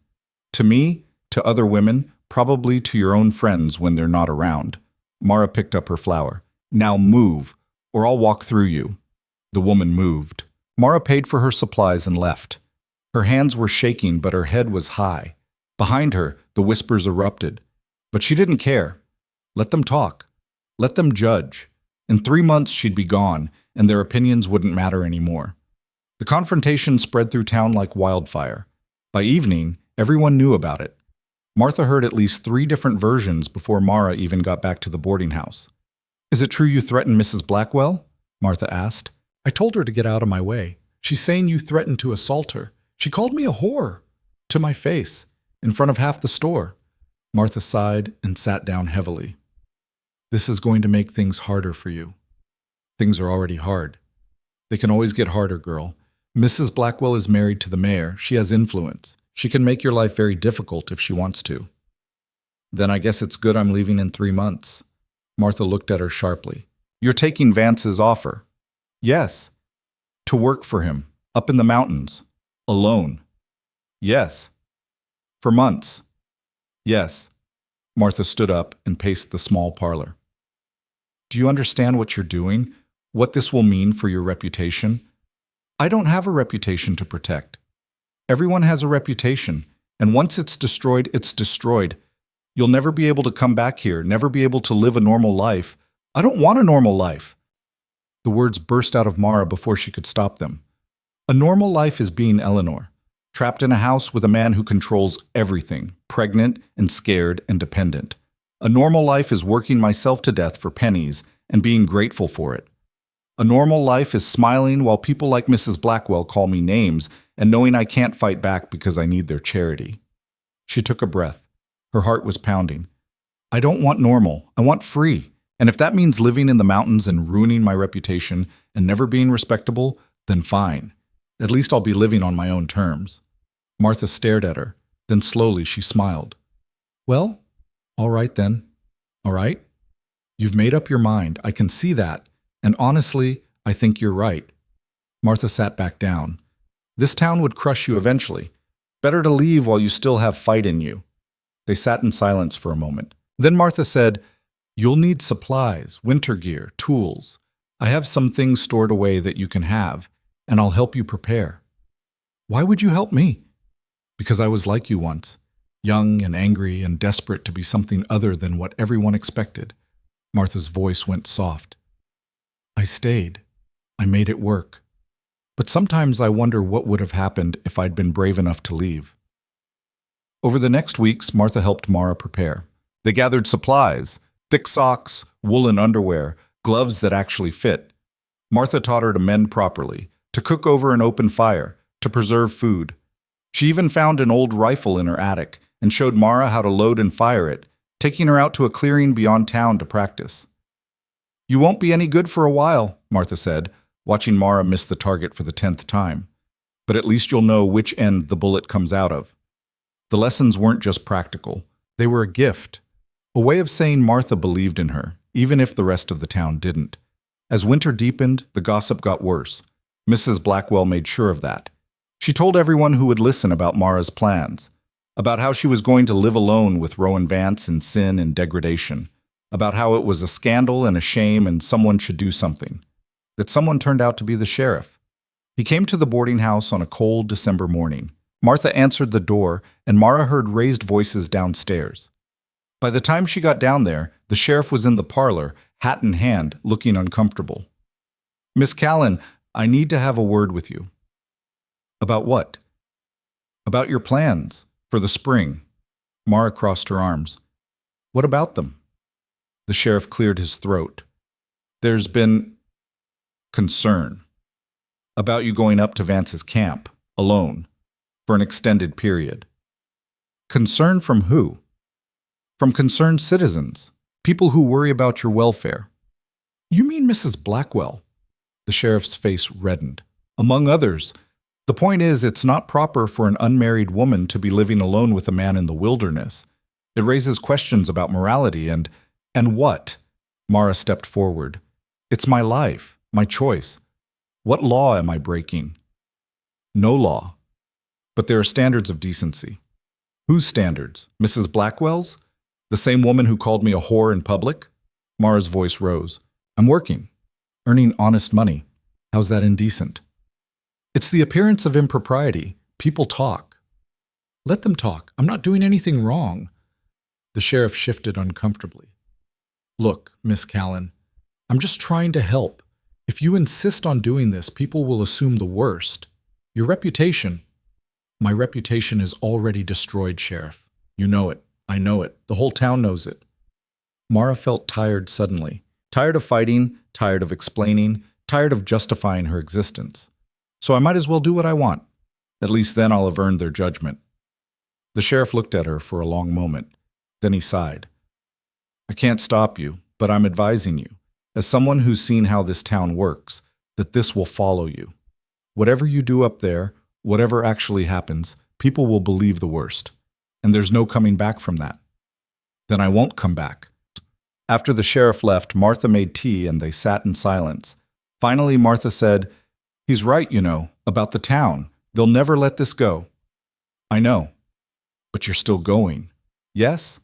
Martha nodded slowly. "Then go with my blessing, and know you always have a place here if you need it." The winter passed slowly. Mara worked odd jobs when she could find them, saved every penny, and ignored the stares and whispers. She practiced with the rifle until she could hit the target more often than not. She learned to dress game from a hunter who didn't care about gossip and needed help with his pelts. She got stronger, harder, more ready. And she counted the days until spring. Christmas came and went. New Year's. January melted into February. The snow began to thin. The days grew longer. And finally, in late March, Garrett came to the boarding house. "Trail's clear enough," he said. "We can leave day after tomorrow if you're ready." Mara had been ready for months. "I'm ready." That night she packed her few possessions. Martha had given her a proper pack, sturdy and well-made. She filled it with clothes, supplies, the rifle, ammunition. Everything she owned fit into one bag with room to spare. She was leaving Red Hollow Ridge the same way she'd arrived, with almost nothing. But this time, she was choosing where she was going. The morning of departure, Martha walked her to the freight office. A small crowd had gathered to watch. Mrs. Blackwell was there, her face pinched with disapproval. Eleanor was there too, crying silently. Thomas stood beside her, his expression smug. Garrett was loading the mules. He glanced at the crowd and frowned. Ignore them. But Mara didn't ignore them. She turned and looked at each face, at Mrs. Blackwell with her judgment, at the church ladies with their whispers, at the men who'd called her worthless and the women who'd called her worse. "I know what you all think," she said. Her voice carried in the morning air. I know what you believe about me, and I want you to know something. The crowd went quiet. I don't care, not anymore. You can think what you want, say what you want. I'm leaving. I'm going to work hard and earn my way and build something of my own, and I'm going to do it without your permission or your approval. She paused. And in a few years, when you're all still here, still stuck in this miserable town, tearing each other down, to feel better about your own small lives, I'll be free. I'll have something that matters, and you'll still have nothing but your gossip and your judgment. She turned to Garrett. I'm ready. They left Red Hollow Ridge as the sun was rising, the mules loaded with supplies and Mara's pack strapped to Daisy's saddle. Mara didn't look back. There was nothing behind her worth seeing. 3 days later, they reached Vance's camp. He was waiting, same as always. But when he saw Mara, something in his expression shifted. Recognition, maybe. Or respect? You came back, he said. I told you I would. A lot of people say things they don't mean. I'm not a lot of people. Vance almost smiled. No, you're not. He gestured toward the cabin. Welcome home. Home. The word settled into Mara's chest like a weight, or maybe a foundation. This wasn't temporary anymore. This wasn't running. This was choosing. This was her life now, and she was ready for it. Garrett left the next morning, and for the first time, Mara was truly alone with Rowan Vance. The silence after Garrett's departure felt heavy, weighted with all the things the town had said, all the assumptions they'd made. But Vance didn't seem to notice or care. He was already at work, sharpening knives at a workbench outside the cabin. You know how to skin an animal? He asked without looking up. No. Then that's where we start. He set down the knife he'd been working on and stood. Come on. The smokehouse was dark and smelled of blood and salt. 3 deer carcasses hung from hooks, their bodies already gutted. Vance pulled one down and laid it on a wooden table worn smooth from years of use. Watch first, then you try. He worked with the efficiency of someone who'd done this thousands of times. The knife moved in smooth, confident strokes, separating hide from flesh, finding the natural seams in the tissue. His hands were steady, precise. Within minutes, the pelt was off and draped over a frame. Your turn. Mara took the knife. It was heavier than she expected, the handle worn to fit a hand larger than hers. She approached the second carcass and tried to remember what she'd seen. The first cut was clumsy, too shallow. The second went too deep and nicked the meat underneath. Stop. Vance's voice was sharp. You're hacking. This isn't butchery. You're trying to preserve the hide and the meat. Every mistake costs money. He came up behind her, reached around, and guided her hand. Feel the resistance. The hide will tell you where it wants to separate. Don't force it. His body was close, solid against her back. Mara could feel his breath on her neck. Smell wood smoke and leather and something else. Pine, maybe. Or just the mountain itself. She forced herself to focus on the knife, on the way it moved under his guidance. There. Feel that? She did. A slight give in the tissue, a natural line of separation. The knife followed it almost on its own. Good. Keep going. He stepped back and Mara continued alone. It took her nearly an hour to finish what Vance had done in minutes. The hide was ragged in places, and she'd ruined a section near the haunch, but it was done. Not terrible, Vance said. For a first try. It's awful. It's a start. You'll do better tomorrow. He picked up the pelt and examined it critically. This one won't fetch top price, but it's salvageable. We'll use it for practice on the stretching frame. The days that followed blurred together into a pattern of work and learning. Vance was a hard teacher, demanding and impatient with mistakes, but he was also fair. When Mara did something right, he acknowledged it. When she failed, he showed her how to do it better. She learned to skin and stretch pelts, to scrape away fat and membrane until the hide was clean. She learned to check trap lines, walking miles through the forest in the gray dawn to find what the night had caught. She learned which animals were worth taking and which to release, how to reset a trap, how to read tracks in the mud and snow. The work was brutal. Her hands cracked and bled from the cold and the constant exposure to salt and tanning solutions. Her back ached from bending over hides for hours. Her legs burned from climbing steep slopes to reach distant trap lines. Every night she collapsed into the lean-to exhausted, and every morning she forced herself up to do it again. But something was changing in her. Her muscles grew harder, more defined. Her hands stopped bleeding and developed calluses. She stopped getting lost on the trails and started reading the landscape the way Vance did, seeing not just trees and rocks, but markers, signs, a map written in nature itself. And slowly, grudgingly, Vance started to trust her. It showed in small ways. He let her check trap lines alone. He stopped hovering when she worked on pelts. He asked her opinion on where to set new traps. And sometimes he actually took her advice. 3 weeks in, they were working on opposite sides of the stretching frame when Vance said, "You're good at this." Mara looked up, surprised. "What?" "The work. You're good at it." He didn't look at her, kept his eyes on the pelt. "Better than I expected." "Is that a compliment?" "It's an observation." It sounded like a compliment. The corner of his mouth twitched. "Don't let it go to your head." But Mara felt warmth spread through her chest anyway. Rowan Vance didn't give compliments lightly. If he said she was good, she was good. That night, they sat by the fire as usual. The routine had become comfortable.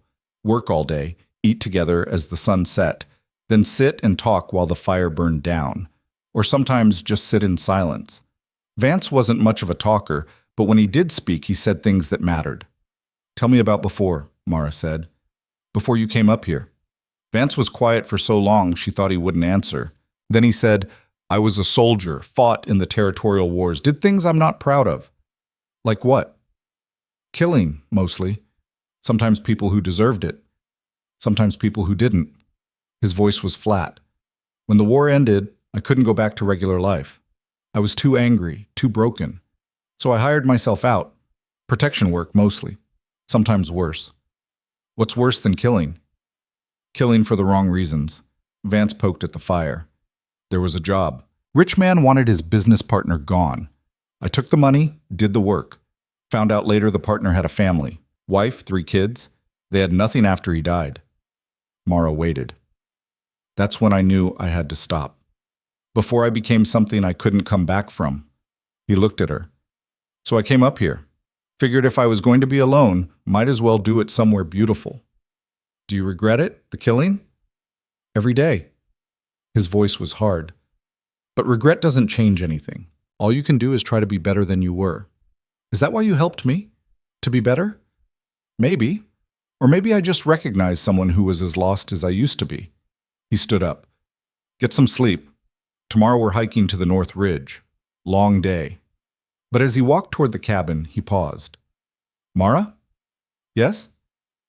"You're not lost anymore. Remember that." The next morning, they hiked to the North Ridge. It took 4 hours of steep climbing, Vance setting a brutal pace that left Mara gasping. But when they reached the top, the view stole what little breath she had left. The world spread out below them in every direction. Mountains stacked on mountains, forests rolling away to the horizon, the sky so blue it hurt to look at.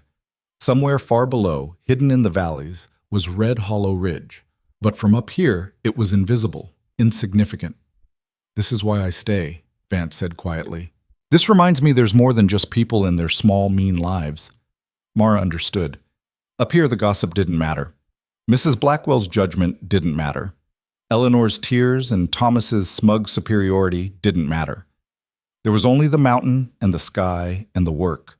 They set new trap lines on the ridge, Vance showing her the best places, near water sources, along game trails, in areas where the terrain naturally funneled animals. It was a different kind of thinking than she was used to. Not just doing the work, but understanding why. Reading the land like a language. On the way back down, Mara slipped on loose shale. She caught herself, but not before Vance had grabbed her arm, steadying her. "Careful, this section's treacherous." "I'm fine." But he didn't let go immediately. His hand stayed on her arm, warm through her sleeve. They stood there for a moment, the mountain quiet around them. Then Vance released her and kept walking. "Watch your footing." Mara followed, her arm still tingling where he'd touched her. That night, something shifted. It was subtle, barely noticeable, but Mara felt it in the way Vance looked at her across the fire, in the way he passed her coffee and their fingers brushed, in the silence that felt less like awkwardness and more like waiting. "How long are you planning to stay?" he asked. "You hired me through summer." "I know what I hired you for. I'm asking what you want." Mara looked into the flames. I don't know. I don't have anywhere else to go, and I like it here. Like it? Yes. Is that strange? Most people hate it. Too isolated, too hard. Vance's voice was careful. But you're not most people. No, I'm not. Another long silence. Then Vance said, if you wanted to stay past summer, there's work. I could use a permanent partner. Someone who knows the land, knows the business. A partner.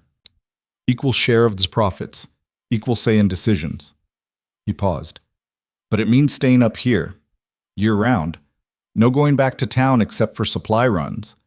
Mara's heart was pounding. Why are you offering this? Because you're good at the work. Because I trust you. And because... He trailed off, then seemed to make a decision. Because I'm tired of being alone. The admission hung between them. Mara looked at him, really looked at him. At the scars on his hands, the lines around his eyes, the way he held himself like he was always ready for a fight.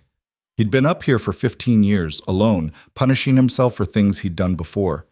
And he was asking her to stay. I need to think about it, she said. Take your time. But even as she said it, Mara knew what her answer would be. She'd already made her choice when she left Red Hollow Ridge.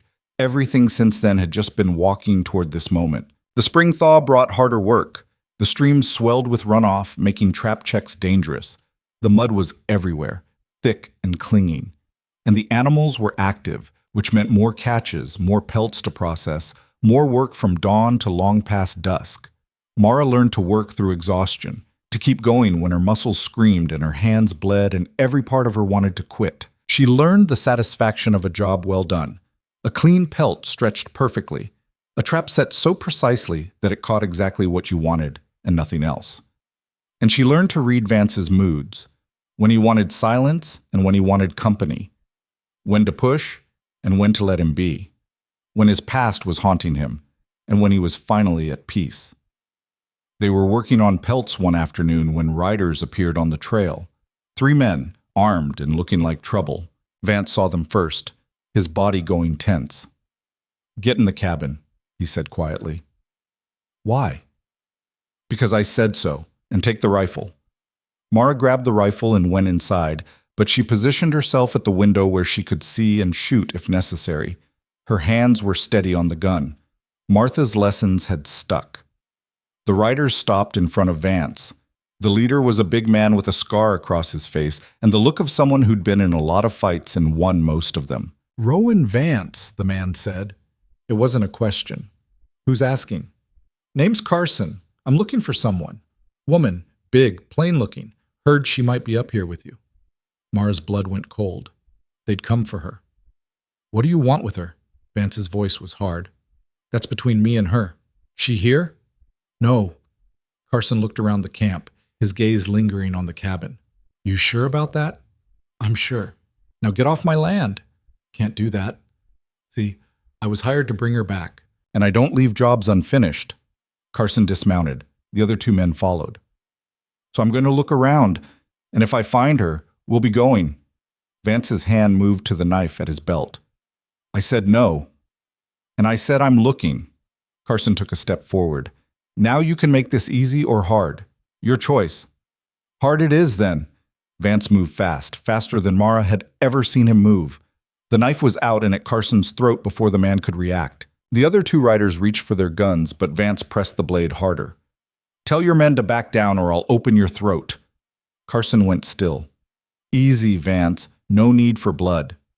Then tell them, and then tell me who hired you.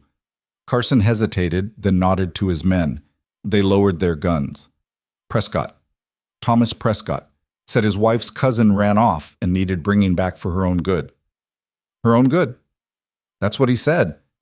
And he paid you to drag her back? Paid us to find her. What happens after is up to him. Vance's voice went cold. Here's what's going to happen. You're going to get on your horses and ride back to Red Hollow Ridge. You're going to tell Prescott that the woman isn't here, that you searched and found nothing, and then you're going to forget you ever came up this mountain.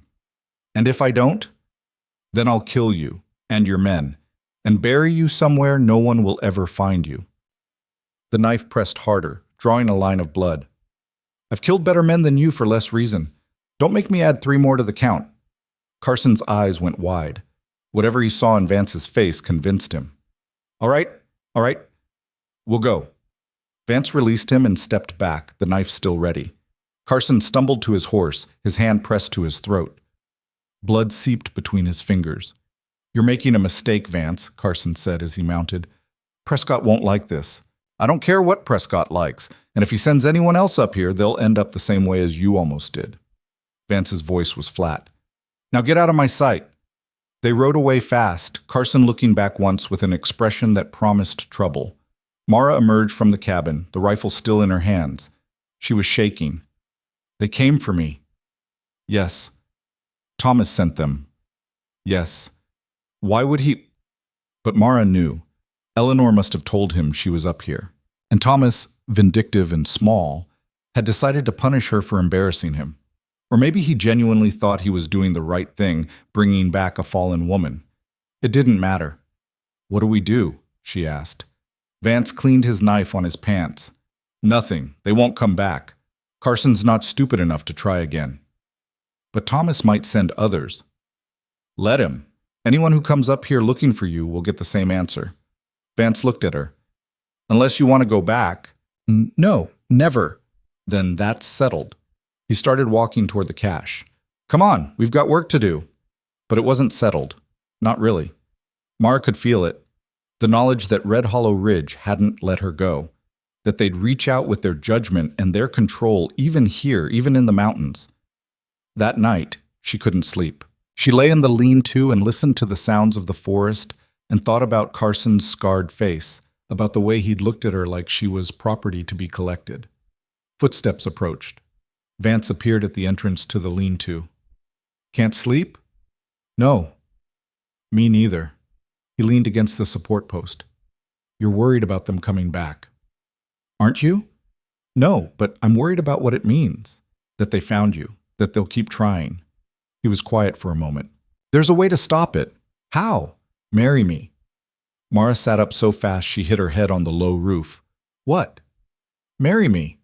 If you're my wife, legally, Thomas has no claim on you. No one does. Carson can't drag you back because you're not missing or lost. You're married, living with your husband. That's insane. It's practical. Vance's voice was calm. I'm not talking about a real marriage, just legal papers. Protection. Why would you do that? Because I don't want them taking you. The words came out harder than he probably intended. Because you're a good partner, and I don't want to lose you. And because it's the right thing to do. Mara stared at him. In the moonlight, his face was half in shadow, unreadable. But his voice had been honest, raw, even. People will talk, she said. They're already talking. It'll confirm everything they said about me. So? Vance moved closer. You left that town to be free of them. Why do you still care what they think? I don't. I just... Mara trailed off. This feels like giving up. Like admitting they were right about me.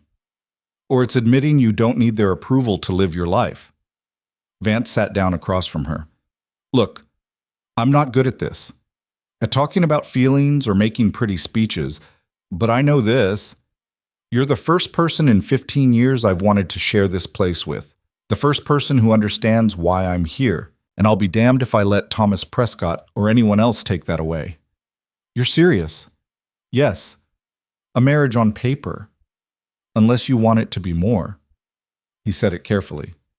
But that's up to you. No pressure. No expectations. Mara's mind was racing. Marriage to Rowan Vance, even a fake one, would bind her to him. To this mountain. To this life. There would be no going back. No changing her mind. But she'd already known that. She'd chosen this life the moment she walked away from Red Hollow Ridge. All right, she said. All right? Yes. I'll marry you. Vance let out a breath she hadn't realized he'd been holding. Good. We'll do it next time we're in town for supplies. Make it legal. When's that? Next week. Garrett's due back with a supply run. We'll go down with him. File the papers. Come back. He stood up. Try to get some sleep. Vance? He paused. Thank you for protecting me. You don't need to thank me. We're partners. He walked away, then stopped and looked back. And Mara? For what it's worth, I think you're worth protecting. The words settled into her chest like stones. Heavy, solid, real. The week passed in a blur of work and nervous energy. Mara couldn't stop thinking about what was coming. Marriage, to a man she'd known for only a few months. A man who was hard and scarred and dangerous. A man who'd threatened to kill for her. Garrett arrived as promised, and they made the trip down to Red Hollow Ridge. Mara wore her best dress, which wasn't saying much, and tried to ignore the knot in her stomach. The town hadn't changed. Same dusty street, same judgmental faces, but Mara felt different. She walked down that street with her head high, Vance beside her, and she didn't flinch from the stairs. They went straight to the courthouse. The clerk, a thin man with spectacles, looked up when they entered. "Help you?" "Marriage license," Vance said. The clerk's eyes widened. "You're Rowan Vance." "Yes." "And you want to get married?" "That's why I'm here." The clerk looked at Mara, his expression shifting from surprise to something uglier, recognition and judgment all at once. "To her?" "To Mara Callan." "Yes." "I see." The clerk pulled out forms. "You understand this is a legal and binding contract." "I understand." "And you, Miss Callan, you're entering this marriage of your own free will?" "Yes." The clerk looked like he wanted to say more, but Vance's expression stopped him. They filled out the paperwork in silence, signed their names, and handed over the fee. "You're married now," the clerk said, his voice disapproving. "Congratulations." They left the courthouse and walked back to the freight office. Behind them, Mara could hear the whispers starting. By tonight, everyone in town would know. Rowan Vance had married Mara Callan. The woman everyone said was living in sin with him had made it legal. It would confirm every rumor, validate every judgment, and Mara didn't care. At the freight office, Garrett was loading the mules. He took one look at their faces and grinned. "You did it." "We did it," Vance confirmed. "Well, congratulations, I guess." Garrett handed Mara a package. "From Martha. She said you'd be coming through." Mara opened it. Inside was a simple ring, silver, with a small stone, and a note. "Be happy. You deserve it. M." Tears stung Mara's eyes. She slipped the ring onto her finger. It fit perfectly. Vance watched her. "You all right?" "Yes, I didn't expect kindness." "Martha's good people." He looked at Garrett.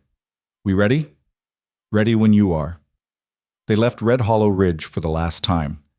Mara knew she'd have to come back eventually, for supplies, for business.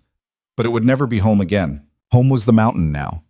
Home was the cabin and the cache and the endless work and the man walking beside her who'd married her to keep her safe. They climbed into the mountains as the sun set behind them, painting the sky gold and red. And for the first time in her life, Mara felt like she was exactly where she was supposed to be. That night, back at the camp, they sat by the fire as usual. But everything felt different. The silence between them wasn't comfortable anymore. It was charged, heavy with things unsaid. "You don't have to stay in the lean-to anymore," Vance said finally. "You're my wife now. You can have the cabin." "Where will you sleep?" "I'll take the lean-to." "That doesn't make sense." "Mara, we're married now. Even if it's just on paper, we should, I don't know, act like it?" She was fumbling for words. "I don't want you sleeping outside while I'm comfortable inside." Vance looked at her for a long moment. "The cabin only has one bed." "I know. And you're suggesting we share it. I'm suggesting we figure out how to live like married people, even if we're not." She trailed off. "Not what?" "Not in love. Not really married. Not whatever people think we are." Mara met his gaze. "But we could be, if we wanted to be." The words hung between them. Vance's expression was unreadable. "Is that what you want?" he asked quietly. "I don't know. Maybe." Mara's heart was pounding. "I know you're a good man. I know I trust you. I know I'd rather be here with you than anywhere else in the world. And I know that sounds like love, but I don't know if that's what it is because I've never felt it before." Vance stood up and walked to the edge of the firelight. For a moment, Mara thought she'd said too much, pushed too hard. Then he turned back. "I killed people, Mara. I did terrible things. I'm not the kind of man who deserves—" "Stop." Mara stood up too. I don't care what you did before. I care about who you are now, and right now, you're the man who gave me a chance when no one else would, who taught me to survive, who married me to protect me from people who wanted to drag me back to a life I didn't want. That's who you are." Vance closed his eyes. "You don't know what you're asking for? Then tell me. If we do this, if we make this real, I can't promise it'll be easy. I'm not good with words or feelings. I've been alone so long I don't know how to be with someone anymore. Then we'll figure it out together." He opened his eyes and looked at her. Really looked at her, like he was trying to see all the way through to her soul. "All right," he said finally. "We'll try." That night, Mara moved into the cabin. The bed was big enough for two, but they slept on opposite sides, careful not to touch. But just knowing he was there, breathing in the darkness beside her, made something in Mara's chest ease. She wasn't alone anymore, and neither was he. And maybe that was enough, for now. The weeks that followed were strange and careful. They moved around each other in the cabin like dancers learning new steps, close but not touching, aware but not quite comfortable. During the day, work filled the space between them. At night, they lay on opposite sides of the bed and pretended to sleep while the mountain whispered outside. But slowly, things shifted. It started small. Vance's hand on her shoulder as he showed her how to set a particular trap. Mara passing him coffee and their fingers lingering a moment too long. The way he waited for her opinion before making decisions, like her thoughts actually mattered. The way she stopped flinching when he moved too close. One morning, Mara woke to find Vance already gone from the bed. She found him outside, splitting wood in the gray dawn light. His shirt was off despite the cold, and she could see the scars that mapped his back. Old wounds, badly healed, the kind that came from violence. "You're up early," she said. He turned, axe in hand. "Couldn't sleep." "Bad dreams?" "Always." He set down the axe and pulled his shirt back on. "You get used to them." "Do you want to talk about it?" "No." Then softer, "But thank you for asking." They stood there in the dawn quiet, and something unspoken passed between them. An understanding, maybe, or just the recognition that they were both broken in their own ways, and that was all right. Summer came hard and fast, bringing long days and brutal heat. The work intensified, checking lines, processing pelts, preparing for the fall hunting season. Mara's body continued to change, becoming harder, leaner, stronger. She could hike the trap lines without getting winded now. Could skin a deer in half an hour. Could read weather signs and animal behavior the way Vance did. She was becoming the person she'd always needed to be. One evening in July, they were working on a particularly difficult pelt when Vance said, "You're good at this. Really good." "You've said that before." "I mean it more now." He looked at her across the stretching frame. "I've had people work for me before. None of them lasted more than a month. But you're better than most men I've known. That might be the nicest thing you've ever said to me." "I'm not good at nice." "You're better at it than you think." Mara secured the last corner of the pelt. "There, done." Vance examined her work critically, then nodded. "Perfect. This'll fetch top price." They cleaned up and went inside as the sun set. Mara made dinner while Vance entered the day's work in his ledger. It felt domestic, settled, like they'd been doing this for years instead of months. "Mara," Vance said suddenly. "Yes? Do you regret it? Marrying me?" She turned from the stove. He was watching her with an expression she couldn't quite read. Vulnerable, maybe. Scared. "No," she said honestly. "Do you?" "No. But I worry that you should. That one day you'll wake up and realize you tied yourself to a man who can't give you what you deserve." "What do I deserve?" "Someone whole. Someone who doesn't wake up screaming from nightmares. Someone who knows how to be gentle." Mara set down the spoon and crossed to him. She took his scarred hands in hers and made him look at her. "You gave me a life when I had nothing. You taught me to be strong. You married me to protect me, even though it meant tying yourself to someone the whole world had already judged and discarded." She squeezed his hands. "You think that's not enough? You think I need more than that?" "Most women would." "I'm not most women," she smiled. "You should have figured that out by now." Vance's expression cracked.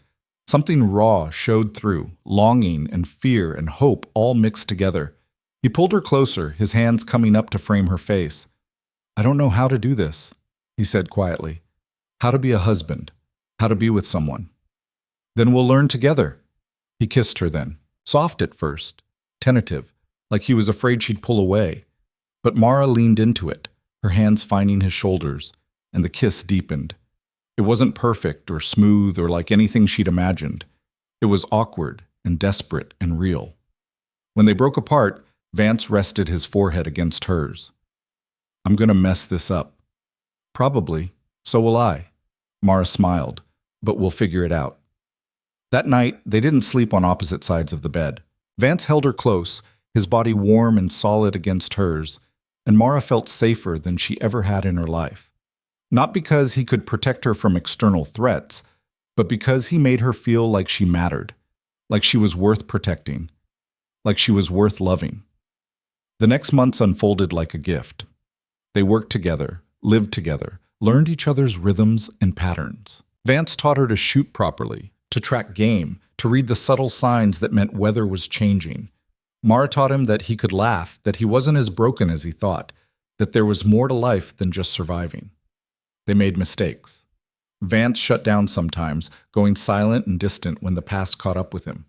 Mara pushed too hard sometimes, demanding answers he wasn't ready to give. They argued about stupid things, how to store supplies, which trap lines to check first, whether they needed to fix the roof before winter. But they also learned to apologize, to compromise, to exist in the same space without feeling like they had to constantly prove themselves.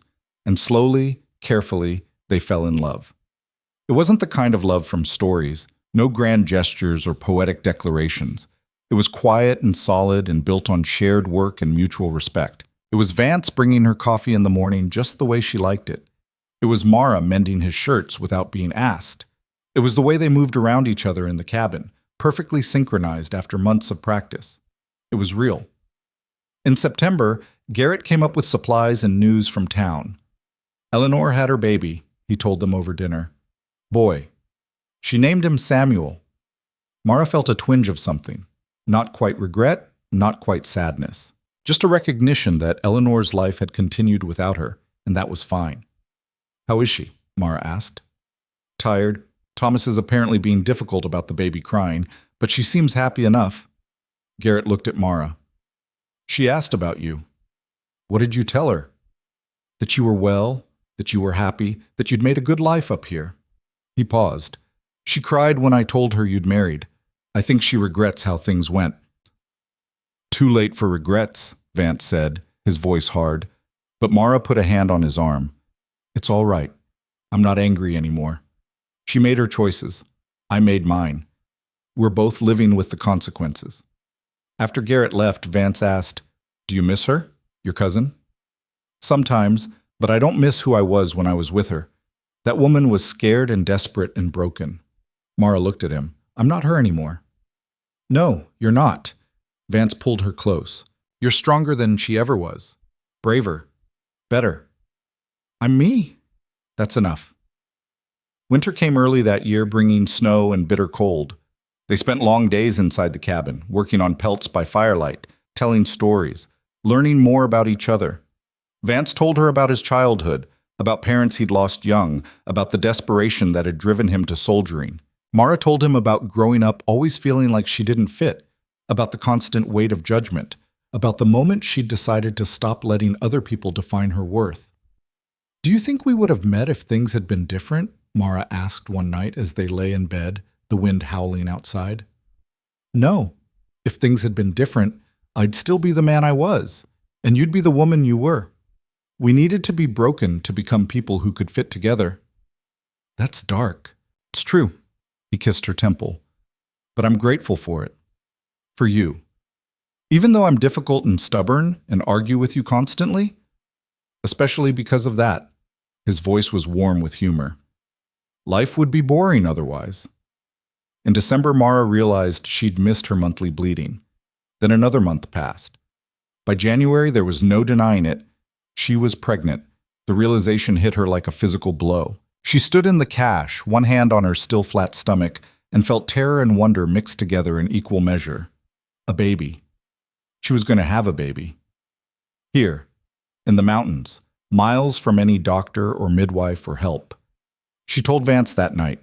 He'd just come in from checking the animals, his face red with cold. She handed him coffee and said, "I'm pregnant." He froze. The cup stopped halfway to his mouth. "You're sure?" "Yes." For a long moment he didn't move. Then he set down the cup very carefully and sat down hard on the nearest chair. "Are you all right?" Mara asked. "I don't know." His voice was strange. "I never thought. I didn't expect." "Neither did I." Mara sat across from him. "Are you angry?" No, I'm..." He looked up at her and his eyes were wet. "I'm terrified." "So am I." "I don't know how to be a father. I don't know anything about babies or children or..." "Neither do I." Mara reached across the table and took his hand. "But we'll figure it out, like we've figured out everything else." Vance stood up suddenly and pulled her into a fierce embrace. "I lost someone, once. A wife. A baby. Before I came up here. They died while I was away fighting, and I never even knew until it was too late." His voice broke. "I can't lose you. I can't lose another child." Mara held him tight. "You won't. I'm strong. The baby will be strong. We'll make it through this. Promise me." "I promise." But even as she said it, Mara felt the weight of the promise. Childbirth was dangerous anywhere. Up here, isolated from help, it could be deadly. If something went wrong, there would be no doctor to save her, no experienced midwife to guide the birth, just her and Vance and the mountain. The pregnancy progressed through the winter. Mara continued working as long as she could, though Vance grew increasingly protective. He insisted she avoid the more dangerous trap lines, that she rest more, that she let him do the heavy lifting. "I'm not made of glass," she protested. "I know, but I'm not taking chances." His voice was hard with fear. "Please, Mara, let me do this." So she let him fuss and worry, because she understood it came from love and loss, and the terror of losing someone again. By March, she was too big to do much physical work. She spent her days preparing, making baby clothes from soft pelts, setting up a cradle Vance had built with surprising skill, gathering supplies they might need, and trying not to think about all the ways this could go wrong. Garrett came up with the spring supply run and took one look at Mara's swollen belly. "You're having a baby up here," he said flatly. "Yes." "Are you insane?" "Probably." Mara smiled. "But it's too late to change plans now." Garrett looked at Vance. "You know how dangerous this is." "I know. If something goes wrong, then we deal with it." Vance's voice was hard. "What else can we do? Take her down to Red Hollow Ridge where people will judge her and treat her like dirt? Where she'll be stressed and miserable?" "Better miserable and alive than comfortable and dead. She's not going to die."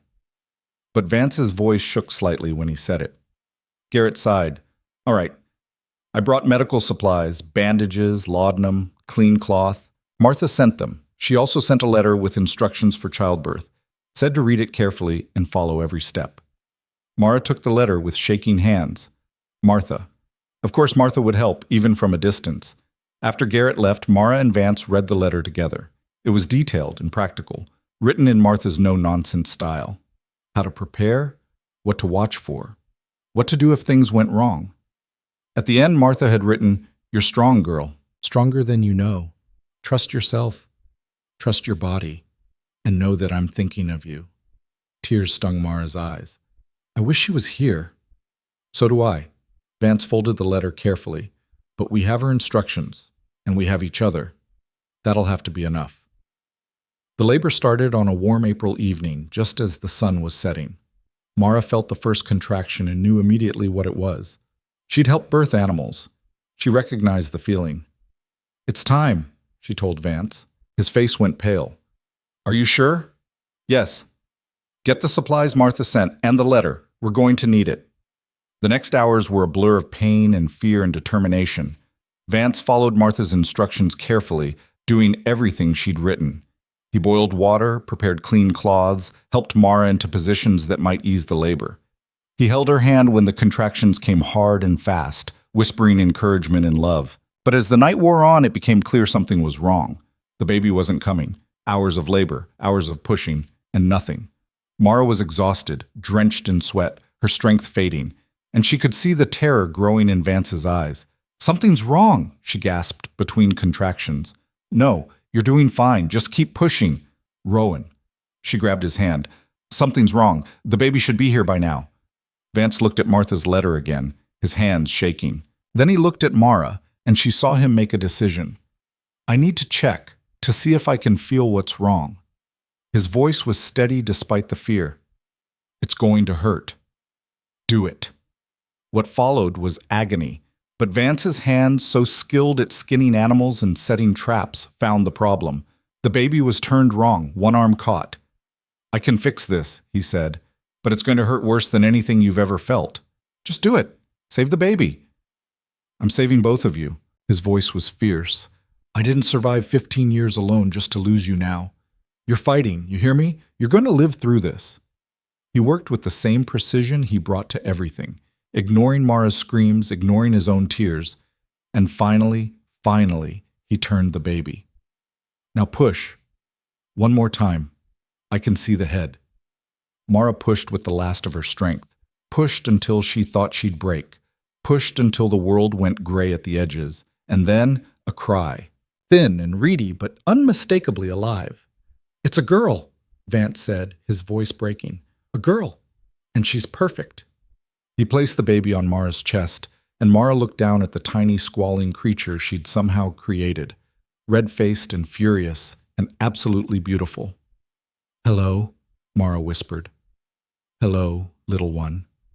Vance finished the delivery, cutting the cord with steady hands, cleaning up with the efficiency of someone in shock. Then he collapsed beside the bed, his head in his hands, and wept. Mara reached out and touched his hair. "We did it. You did it. You're so strong, so damn strong." He looked up, his face wet with tears. "I thought I'd lost you. When you were screaming and the baby wouldn't come, I thought... But you didn't lose me. We're here. All three of us." She smiled tiredly. "We survived." The baby nursed for the first time, latching on with surprising strength. Mara winced at the unfamiliar sensation but didn't pull away. This was her daughter, her child. The living proof that she wasn't worthless, wasn't nothing. She had created life, and that life was wanted. "What should we name her?" Vance asked. Mara thought about it, about everything they'd been through to get here, about the mountain that had saved her, about the strength she'd found in herself. "Hope," she said. "We'll call her Hope." Vance smiled through his tears. "Hope Vance. I like it." "Hope Callan Vance," Mara corrected. "She gets both names, both legacies." "Both legacies," Vance agreed. He kissed Mara's forehead. "Get some rest. I'll watch over you both." Mara drifted off with her daughter in her arms and her husband beside her, and for the first time in her life, she felt complete. The weeks after Hope's birth were hard in new ways. Mara was weak from the delivery, and the baby needed constant care. Vance took over everything: cooking, cleaning, checking trap lines, all while caring for both Mara and Hope with surprising gentleness. "Where did you learn to do this?" Mara asked one morning as she watched him change the baby's diaper with practiced ease. "I told you I had a wife before. A son." His voice was quiet. "He lived for 3 days, long enough for me to learn how to hold him, how to feed him. Then he died, and my wife with him from the fever. I'm sorry. I was away fighting when it happened. Came home to find them already buried." He finished with the diaper and picked up Hope. "I swore I'd never care about anyone again, that I'd never let myself be vulnerable like that. But you did. You let me in. You didn't give me much choice," he smiled. "You were too stubborn to ignore, too brave to dismiss. And then somewhere along the way I stopped trying to keep you out and started hoping you'd stay. I'm not going anywhere." "Good, because this little one needs her mother." He handed Hope to Mara. "And so do I." By June, Mara had recovered enough to start working again. They fell into a new rhythm, trading off childcare, working when the baby slept, adjusting their trap lines to accommodate shorter trips. It was harder with a baby, but they made it work. Hope grew fast, thriving in the mountain air. She had Mara's dark hair and Vance's gray eyes, and she was healthy and strong. Watching her daughter grow, Mara felt something she'd never felt before: pride. Not in accomplishments or skills, but in simply existing, in being a mother, in having created something good. When Garrett came up with the summer supply run, he stared at Hope in wonder. "She's beautiful," he said. "She is," Mara agreed. "And you're both well?" "We're better than well. We're happy." Garrett shook his head. "I never would have believed it. When you first came up here, desperate and scared, I thought you'd last maybe a month. And now look at you, a family." "Stranger things have happened," Vance said. "Not many." Garrett pulled out a letter. "This came for you, from Martha." Mara opened it eagerly. Martha's handwriting was shaky but clear. "Dear Mara, Garrett tells me you had a girl and that you're both doing well. I'm so relieved I could cry. I've been worrying about you for months. A baby in the mountains? I thought you were crazy. But then you always were braver than made sense. Things in town are about what you'd expect. Eleanor's baby is growing. Thomas is still Thomas. Mrs. Blackwell is still spreading gossip, though mostly she's moved on to other targets now that you're not here to torment. They talk about you sometimes, about how you ran off to live in sin with that savage Vance. But I shut them down when I hear it. I tell them you're married and happy and living a good life. Some of them believe it, some don't. But I think even the ones who don't are starting to realize you're not coming back broken and defeated like they expected. You proved them all wrong, girl. You survived. More than survived. You thrived. You built something real up there. And that's worth more than all their approval combined. Take care of yourself and that family of yours. And if you ever need anything, you know where to find me. With love," Martha Mara folded the letter carefully and tucked it away. She'd treasure it, this proof that someone in Red Hollow Ridge had believed in her all along. "Good news?" Vance asked. "The best.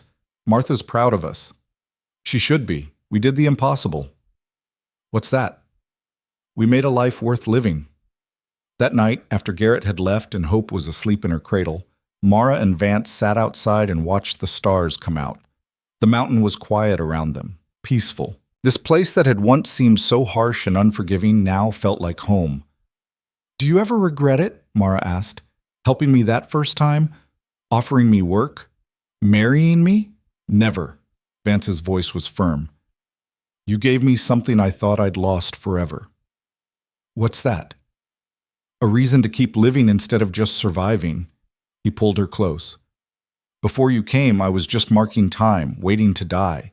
But you made me want to build something again, want to hope again. You did the same for me. I was nothing when I came here, just a burden everyone wanted gone, but you saw something in me worth saving. Because it was there all along. You just needed someone to believe in you long enough for you to believe in yourself." They sat in comfortable silence, listening to the night sounds. Inside, Hope made a small sound in her sleep, and Mara felt her heart clench with love so fierce it hurt. This was everything she'd never known she wanted: a home, a family, a partner who saw her as an equal, work that mattered, a child who would grow up knowing she was wanted, knowing she was loved, knowing she could be anything she wanted to be. "I think we should expand," Vance said suddenly. "Expand what?" "The business. We could take on help. Train someone the way I trained you. Build something bigger." "You want to share this place?" "I want to build something that lasts, something Hope can inherit if she wants it." He looked at Mara. "We could make this a real operation, not just us scraping by, but a proper business, maybe even buy more land, build a better cabin."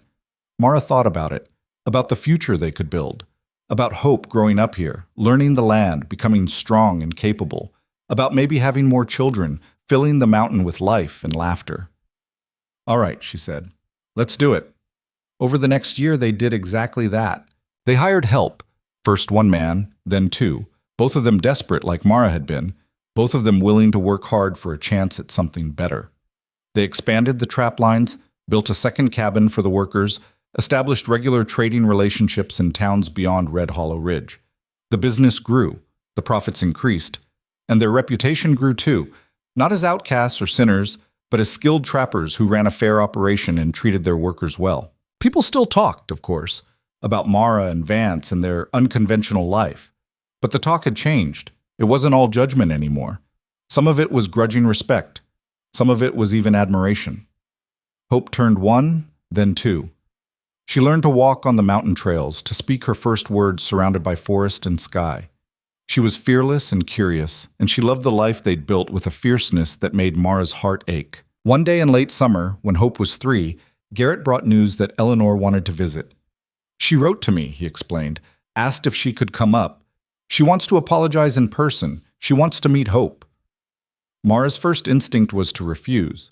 But then she looked at Hope, playing nearby with a carved wooden animal Vance had made, and she thought about the woman she'd been when she first arrived at Eleanor's door. That woman had been desperate for connection, for family, for someone to see her value.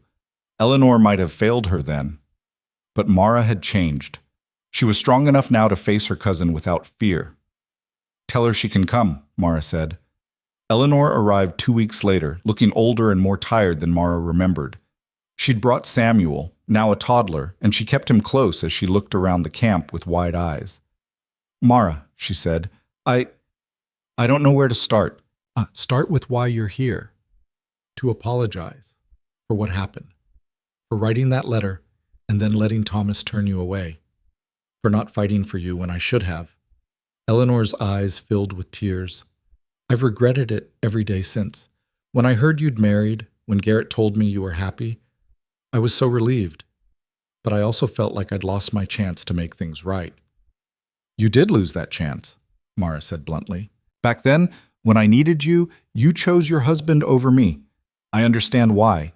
He was your life, your security, but it still hurt." "I know. I'm so sorry." "But," Mara continued, "I'm not that person anymore. I don't need your apology to be whole. I'm already whole.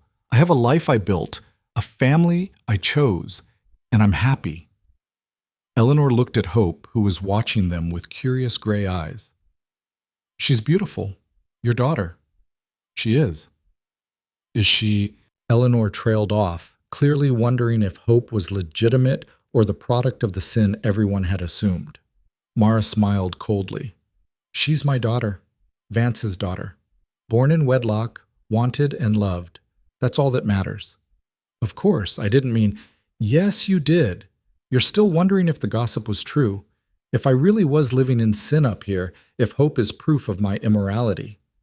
Mara stepped closer. "But here's the truth, Eleanor. I don't care what you think." "What anyone thinks. I know who I am. I know what I've built, and it's worth more than all your approval combined." Eleanor flinched but didn't look away. "You're right. I came here with judgment still in my heart. But seeing you now, seeing what you've accomplished," she shook her head. "You're stronger than I ever was. Braver. Better. I'm just me. That's all I ever needed to be." They talked for a while longer, stiff and formal, two women who'd once been family but were now strangers. Eleanor left before sundown, promising to tell people in Red Hollow Ridge that Mara was doing well, that the gossip had been wrong. After she was gone, Vance came up behind Mara and wrapped his arms around her. "How do you feel?" he asked. "Free," Mara said. "I don't need her forgiveness or her understanding. I don't need anything from that town anymore." "Good, because you already have everything you need right here."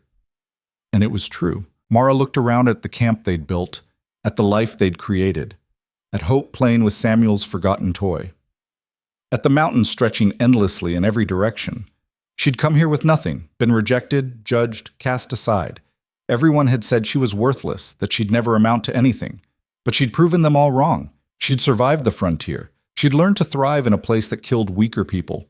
She'd built a business, a home, a family. She'd taken a man everyone said was dangerous and seen the good in him. She'd given birth against all odds and raised a daughter who would grow up strong and fierce and unafraid. She'd rewritten her own worth, not by meeting their standards, but by creating her own. Years later, when Hope was grown and running the business alongside them, when other women started coming to the mountain looking for the same chance Mara had found, people would tell stories about Mara Callan Vance, about the woman who'd been unwanted but refused to accept that judgment, about how she'd walked into the wilderness and conquered it through sheer will and determination. Some of the stories would be exaggerated, some would be wrong, but the core truth would remain. Mara Callan had been nothing, and through strength and stubbornness and the refusal to quit, she'd become everything. She was the girl no one wanted who'd built a legacy no one could deny. And that was enough, more than enough. It was everything.